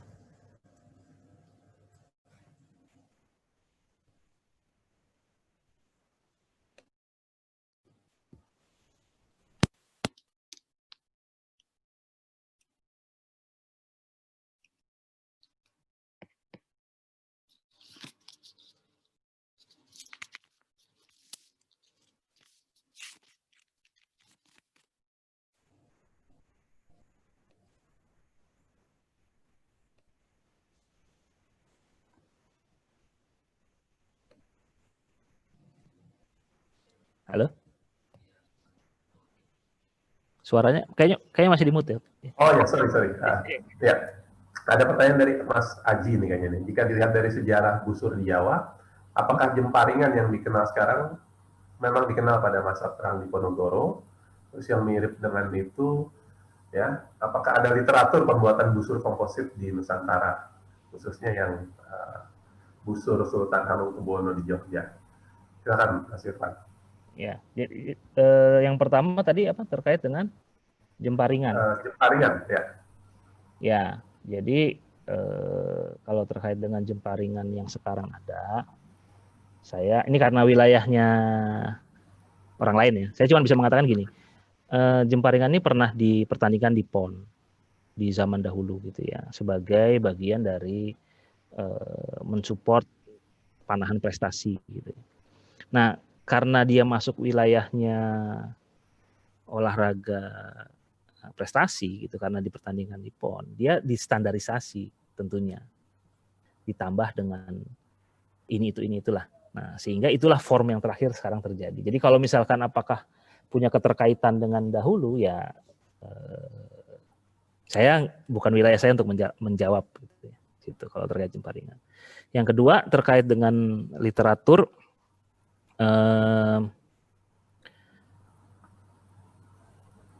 sebenarnya saya cuma bisa mengatakan terkait dengan pembuatan busur komposit itu di Indonesia. Jadi sebenarnya gini, seperti saya sebutkan bahwa di Indonesia ini sebenarnya ketiban kalau misalnya kita ngomong ansi busur komposit ya, keilmuan dasar busur komposit. Busur komposit ini kan datangnya dari peradaban Arya, peradaban Timur Tengah lah gitu ya, dan Asia Tengah gitu, yang saya sebutkan tadi. Karena busur komposit ini setidaknya sudah digunakan semenjak zaman saya lupa, zaman Babilonia itu sudah ada. Jadi artinya sebelum Masehi pun udah ada nih busur komposit di Timur Tengah gitu ya. Dan di Persia itu dari zaman Darius I sebelum ratusan tahun sebelum Masehi itu udah ada gitu, udah digunakan gitu. Kenapa? Karena digunakan untuk naik kuda waktu itu. Tadi ya logikanya tadi sudah saya tunjukkan. Kalau panjang jadi pendek ya busurnya harus diperkuat gitu. Akhirnya itu namanya busur komposit. Nah, itu menjadi bagian literasi dari ilmu panahan Hindu yang disebut dengan Danurveda dan Nurweda pun juga membicarakan hal yang sama gitu ya, tentang busur komposit gitu. Itu pernah masuk ke Indonesia gitu ya. Walaupun di masa-masa awal dari relief yang kita pernah temui itu belum bisa dilakukan. Kenapa? Mungkin ada teknologi yang belum bisa dilakukan, terutama teknologi lem biasanya. Sehingga di masa-masa awal, kalau kita lihat relief candi ya, di beberapa tempat termasuk di Borobudur, itu menggunakan busur longbow tapi pakai teknik tamdro gitu ya. Artinya apa? Waktu itu orang belum bisa membuat busur komposit di Indonesia. Artinya ya entah alasannya apa, belum diketahui alasannya apa. Akhirnya menggunakan busur longbow. Gitu.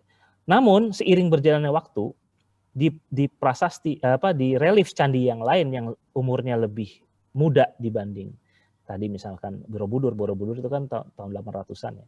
Lebih muda, itu busurnya makin mengecil tuh kelihatan. Mulai menuju komposit. Artinya apa? Itu breakthrough teknologi mungkin sudah ditemukan. Jalur perdagangan makin luas dan sebagainya. Gitu ya. Akhirnya hingga datang masa Islam yang membawa tradisi yang sama. Artinya gini, kayak misalkan para penyebar agama Islam aja, seperti saya sebutkan tadi, misalkan Sunan Gunung Jati gitu, yang saya sebutkan tadi, menunjukkan bahwa beliau paham mana. Atau misalkan kita berbicara tentang ada namanya yang di Gresik itu Ibrahim As-Samarkandi, ya berasal dari Samarkand. Samarkand itu pusat Yamanah di zaman dulu. Artinya pasti tahu tentang hal itu, gitu ya. Pasti pernah terlewatkan tentang hal itu. Artinya itu pernah tumbuh subur. Dan mungkin di apa namanya? Dan itu hidup di masa Kesultanan Demak, Pajang dan sebagainya gitu. Namun kalau kita ngomongin masalah artefak resmi, seperti saya sebutkan tadi, pernah terjadi westernisasi gitu ya di beberapa tempat. Sehingga kalau kita ngomongin masa, itulah yang menyebabkan kenapa artefak-artefak atau literatur terkait hal ini sangat minim di sini. Artinya bukan dikatakan ansih tidak ada, gitu. Tapi karena ada intervensi gitu ya, ada intervensi kekuatan di zamannya. Padahal di zaman sebelumnya kita membaca itu banyak sekali gitu. Termasuk yang tadi kita bilang, kalau kita ngomong ini ada kejadian realnya, lalu ada representasi dari itu misalkan dalam bentuk seni, dalam riwayat, cerita, cerpen dan sebagainya, termasuk pagelaran pewayangan dan sebagainya. Itu kan sebenarnya representasi dari kejadian nyata gitu ya. Nah, itu sangat ramai sekali tentang panahan gitu. Tapi kok di sumber aslinya nggak ada? Ya karena pernah ada intervensi gitu ya. Nah, sehingga kita mendengar tuh hanya samar-samar saja. Entah samar-samar dalam ucapan awam, entah dalam bentuk legenda gitu ya. Atau hanya ya ucapan turun-temurun gitu ya. Namun kalau ditanya apa ada enggak, ya harus diriset dulu gitu. Harus diriset dulu. Harusnya sih ada karena barangnya ada gitu. Karena ini adalah seperti saya bilang tadi, panahan itu adalah termasuk seni regalia. Kenapa? Karena furusiah ini disebut furusiah nabilah tadi, kebangsawanan. Artinya itu suatu tradisi yang hidup di istana. Tradisi yang hidup di istana pasti ada juru catatnya. Nah, seperti yang saya sebutkan tadi, Sultan Mahmud II punya sekretaris yang namanya Mustafa Khani yang kemudian menyusun buku seni memanah terakhir peradaban Islam itu. Gitu ya. Artinya kalau memang ini ada, harusnya ada seperti itu ya. Secara logisnya harus itu. Namun kenapa nggak ada? Ya tadi pernah diintervensi. Keraton pernah diacak-acak sama Raffles. Ya wajar hilang semua gitu kalau misalkan nggak ada gitu. Jadi berapa masa itu terjadi dan itulah sebenarnya apa namanya kalau kita menanyakan ya apakah ada? Ya harus ekstra riset gitu. Kira-kira gitu. Baik. Ini mungkin pertanyaan terakhir ya. Jadi ada hubungan tidak antara seni memanah Arab dengan Korea? Karena Mbak Larasati ini pernah ke latihan memanah di Korea, sepertinya mirip busurnya dengan yang di Persia. Terus apakah ada apakah wanita diajarkan memanah juga di Turki atau di Arab? Misalnya adakah pasukan wanita khusus pemanah? Ya. Silakan Mas Irfan. Ya. Jadi yang pertama terkait hubungan Korea dengan peradaban Timur Tengah ya. Jadi kalau kita bisa katakan, apakah ada hubungannya? Mungkin ada. Saya mengatakannya mungkin ada. Kenapa? Karena Korea itu adalah salah satu ujung simpul dari jalur dagang Timur Tengah via jalur sutra. Ujungnya di Korea. Kenapa? Korea itu dulu adalah peradaban, sudah ada peradaban semenjak zaman dahulu, dari Joseon, terus Koryo dan sebagainya gitu ya, sampai terakhir saya lupa nama dinastinya. Nah, artinya dia pun juga punya kebutuhan tentang panahan di zamannya. Pasti dia akan mencari sumber mana. Sama seperti sekarang kita, ketika sekarang lagi rame-ramenya drone gitu ya, menjadi tren militer dunia, ya pemerintah Indonesia pasti mencari itu juga karena untuk kepentingan militer pada situ. Nah, di zamannya busur komposit itu adalah senjata paling mutakhir, senjata paling ampuh di zamannya, sehingga orang berbagai macam daulah, kerajaan dan sebagainya mencari itu untuk sebagai alat pertahanan gitu ya. Nah, masalah variasi adalah sebenarnya prinsipnya, kenapa prinsipnya kok sama ya, mirip-mirip ya? Iya sama, karena itu adalah secara fisika ya harus seperti itu, karena itu hukum alam, itu masuk wilayah fisika. Tapi kenapa bentuknya beda? Kenapa cara pembuatannya sama, tapi ada fitur-fitur yang berbeda? Itu adalah karena beberapa hal. Yang pertama adalah ketersediaan bahan, gitu ya. Mungkin yang di Turki adanya pohon pinus, di Indonesia adanya bambu. Nah, akhirnya menghasilkan bentuk berbeda karena kayu dan bambu ini punya misalkan modulus yang berbeda, itu kalau fisikanya ya, kekakuan yang berbeda gitu. Nah, yang kedua adalah taste atau selera gitu. Mungkin di satu tempat dia senang melihat yang glinuk-glinuk gitu ya, misalkan. Yang satu melihatnya ramping gitu. Akhirnya busur itu ada yang bentuknya seperti itu, ada yang bentuknya seperti ini. Itu selera. Yang ketiga, keterbatasan pengetahuan akan ilmu komposit, ilmu konstruksinya ini. Sehingga akhirnya jadi kurvaturnya ada yang terjadi bagus, sempurna sesuai dengan kaidah-kaidah fisika, ada juga yang hampir menyerupai gitu, hampir mengenai, walaupun tidak optimal gitu. Nah, itulah yang akhirnya membedakan. Tapi secara prinsip dari pengalaman saya, alhamdulillah kebetulan saya bersama KPBI pernah ke Korea, ke Hungaria, ke Turki, dan kita juga melakukan riset di sana. Ya prinsipnya semua sama, termasuk di Cina dan sebagainya, semua melakukan prosedurnya sama, tahapan pembuatannya sama, bahan-bahannya sama. Artinya apa? Secara prinsip sama, namun wujudnya yang berbeda. Akhirnya dilengkapi oleh tradisi dan ritual yang berbeda, itu sesuai dengan tradisinya masing-masing, dan termasuk kesempatan yang diberikan oleh daulah atau rajanya gitu. Ada yang ayo belajar mana semua, seperti misalkan zaman Rasulullah ya menyuruh semua bangsa Arab suruh mana. Ada yang enggak, memanahnya hanya bangsawan aja atau korps tertentu, yang lain enggak boleh memanah. Itu akhirnya mempengaruhi perkembangan memanah ya. Nah, yang kedua terkait dengan pasukan wanita. Jadi sudah umum diketahui bahwa peran wanita dalam peradaban itu tergantung dengan nilai-nilai yang dianut masing-masing gitu ya. Misalkan di bangsa Arab,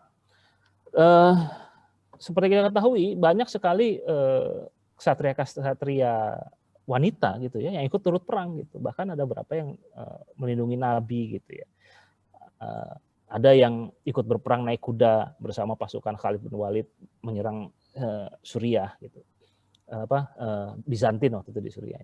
Dan termasuk yang mengajari putra-putranya, termasuk salah satu ahli memanah peradaban Islam di zaman awal itu adalah Az-Zubair bin Al-Awam, sepupunya Rasulullah SAW. Ibunya adalah adiknya Hamzah, namanya Safiyah.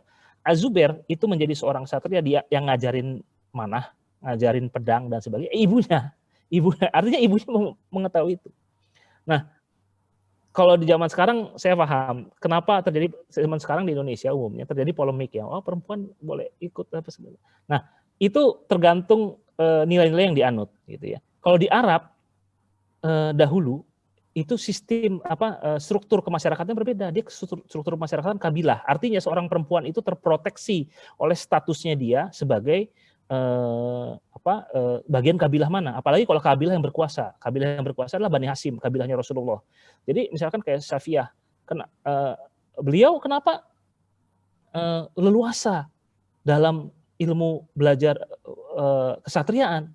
Karena beliau terlindungi, tidak akan ada orang yang berani mengejek, menghina, merendahkan, melarang beliau gitu ya. Atau misalnya kekhawatirannya kalau dia ikut latihan sama laki-laki nanti diganggu, nggak bakalan ada yang berani mengganggu. Kenapa? Karena statusnya sebagai kabilah Bani Hasyim gitu. Nah, ini terjadi, ini sistem nilai yang ada sehingga apa? Memungkinkan bagi bangsa Arab di zaman dahulu menghasilkan para kesatria wanita termasuk mana gitu ya. Termasuk juga di bangsa Turki. Di Turki itu ada namanya dulu klub memanah wanita namanya Bajian Irum, itu tahun 1500-an. Itu ada seorang dari Venesia datang namanya Bajian Irum, itu ahli, dan mereka itu sangat ahli memanah. Katanya kalian manah tadi seperti saya sebut, dia ngelempar cincin terus anak panahnya nembus lubang cincinnya itu. Itu termasuk juga di Mughal, ada ceritanya, saya lupa namanya, ada 2 orang. Saya lupa, maaf namanya. Ada 2 orang putri sultan yang selalu ikut perang gitu ya. Dan terkenal ahli memanah, bukan hanya terkenal ahli memanah, ahli membuat busur dan berbagai macam peralatannya, terutama cincin, karena perempuan ya senang buat cincin yang bagus-bagus, kasih batu segala macam gitu. Nah, itu ada di buku saya itu. Nah, itu menunjukkan bahwa memanah itu kan prinsipnya tentang wanita ini kan intinya adalah jangan sampai dia martabatnya direndahkan gitu ya. Kalau misalkan melakukan aktivitas-aktivitas yang tanda kutip ada unsur kekerasan, kan gitu sebenarnya prinsip dasarnya. Namun di zaman dahulu itu bisa karena sistem nilai yang berbeda dengan sekarang gitu. Kalau sekarang kita lebih individualis, keluarganya keluarga inti aja gitu ya. Kalau dahulu kita ngomongin kabilah gitu. Jadi seorang perempuan dari kabilah tertentu atau keluarga kerajaan tidak mungkin dia akan di orang berani-berani semena-mena gitu. Sehingga dia terproteksi secara natural gitu. Sehingga itu memungkinkan banyak pasukan termasuk di zamannya seperti di Jawa ada pasukan prajurit estrinya Mangkunegaran gitu. Ada di bukunya namanya seorang sejarawan Australia, Ann Kumar namanya kalau mau baca itu. Ada diarinya judulnya Prajurit Perempuan Jawa, judul bukunya. Itu isinya diari prajurit perempuan itu yang menulis, walaupun namanya nggak diketahui ya, tapi itu menulis diarinya. Dan itu korps yang dimiliki oleh Mangkunegaran sebagai salah satu penguasa Jawa, dan itu tidak akan pernah yang merendahkan mereka. Kenapa? Karena ada yang diganggu, urusannya langsung urusan ke raja gitu ya. Atau satu lagi ada laporan dari pelancong Inggris bahwa di Kesultanan Aceh itu ada prajurit pengawal istana itu terdiri dari para perempuan-perempuan yang ahli memanah, disebutkan seperti itu gitu. Dan itu sangat masuk akal karena di sana ada, kita kenal Laksamana Kemalahayati yang berhasil membunuh si Cornelis de Houtman gitu sebagai seorang laksamana laut dari kalangan perempuan gitu. Kenapa bisa? Karena sistem nilainya di zaman dahulu memungkinkan itu terjadi gitu ya. Kalau sekarang mungkin ya tadi kita keluar jalan dikit udah shoot-shootin orang, nah gitu misalkan, itu yang membedakan. Jadi kira-kira gitu. Jadi karena ada sistem nilai yang berbeda sehingga itu memungkinkan di masanya gitu ya. Kira-kira gitu, Prof. Ya, terima kasih. Oh, banyak sekali nih pengetahuannya yang kita peroleh ya hari ini ya. Saya juga banyak mendapat masukan nih. Saya sudah baca bukunya, tetapi cukup banyak yang baru juga yang saya dengar hari ini begitu ya. Yeah. Jadi tadi ada pertanyaan yang disampaikan itu ada di bukunya semua nggak? Sepertinya sebagian saja gitu, sebagian lagi baru begitu ya. Baik. Kalau boleh saya mengomentari sedikit gitu ya. Saya memang belum banyak belum riset sebenarnya terkait memanah ini begitu ya. Tapi pertanyaan dari Bapak Ibu sekalian memancing saya untuk kalau ada kesempatan risetnya, kira-kira begini kurang lebih ya, Bapak Ibu sekalian, ini sudut pandang saya sebagai arkeolog begitu ya. Jadi kalau kita melakukan penelitian terkait dengan budaya memanah ini, maka ternyata sedikit sekali kemungkinan artefaknya ditemukan. Tadi Mas Irfan sudah cerita gitu ya, kalau busurnya gitu ya, busurnya itu berarti tinggal sisa ujung-ujungnya saja ya. Kalaupun masih bertahan tinggal ujung-ujungnya saja gitu ya. Lalu kalau anak panahnya ya paling ujung depannya saja, yang belakang itu lebih lunak gitu ya, yang seperti bulu itu lebih lunak gitu ya. Nah itu jadi secara apa sih namanya, alamiah itu aktivitas memanah hanya tersisa sedikit sekali ya, bukti arkeologinya ya. Ditambah dengan iklim Indonesia yang tropis, ya, hujan, ya, terus panas, itu berarti akan semakin cepat hancur, ya, itu kedua. Nah, yang ketiga tadi terkait pertanyaan dengan Diponegoro, gitu ya. Kalau kita lihat artefak-artefaknya Diponegoro itu praktis hanya keris sebenarnya, ya, yang bertahan atau katakanlah tombak. Tapi itu juga keris dan tombak yang sifatnya simbol. Maksudnya dia harus megang itu untuk menunjukkan dia siapa, gitu ya.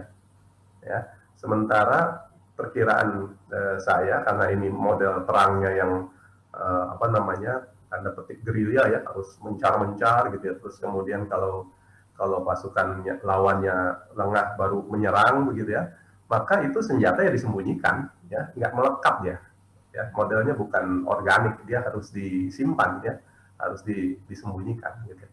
Nah, tetapi ini menjadi menarik ketika kalau risetnya cakep, ya, risetnya bagus, itu ketemunya banyak itu nanti, karena dia terkonsentrasi itu, disimpan di tempat-tempat tertentu, ya. Jadi ketika keseharian dia nggak boleh megang, karena dia apa sih namanya, pasukan-pasukan ini nggak boleh kelihatan sebagai pasukan, ya, seperti itu. Nah, ada tadi sudah disampaikan, ya, ada indikasi-indikasi menarik, yaitu sebenarnya ini masih berlanjut, ya, secara samar-samar pengetahuan ini, misalnya dalam bentuk tari, ya. Kalau kita ke keraton itu penarinya, ya, itu rata-rata memegang busur juga sebenarnya, ya. Yeah. Seperti itu. Jadi dari apa, sisa tarian, ya, atau busur-busur yang dipegang, ya, dan gerakan tari itu, kalau kawan-kawan mau menindaklanjuti itu akan cukup banyak informasi diperoleh, itu satu, ya. Lalu yang kedua tadi juga sudah disebutkan mengenai pasukan khusus wanita, ya, khusus perempuan di Mangkunegaran, ya. Kebetulan saya pernah masuk ke dalam tuh, sampai ke Puro Mangkunegaran, ya, diberi akses ke beberapa tempat, tetapi memang bukan untuk riset memanah, jadi saya tidak terlalu memperhatikan itu, gitu. Tetapi memang itu terkenal, itu pasukan itu, ya. Artinya dengan apa sih namanya, kalau melakukan riset lebih lanjut di Puro Mangkunegaran itu kemungkinan akan banyak, ya, ditemukan atau bukti-bukti arkeologinya, ya, bukti-bukti kesejarahannya akan banyak di situ, ya, seperti itu. Nah, yang terakhir tadi bagus sekali informasinya bahwa selain busur, lalu anak panah, juga ada cincin, ya. Jadi ini kita bisa lihat ulang nih, ya, jangan-jangan cincin yang selama ini kita lihat di museum atau di keraton atau di mana gitu, itu bukan cincin, ya, tetapi bagian dari aktivitas memanah atau budaya memanah. Ya, mungkin itu yang bisa saya komentari, Bapak Ibu sekalian. Mohon maaf waktunya sudah habis. Terima kasih atas kesabarannya untuk mendengarkan paparan dari Mas Irfan, karena ilmunya banyak sekali, jadi kita waktunya agak panjang, gitu ya.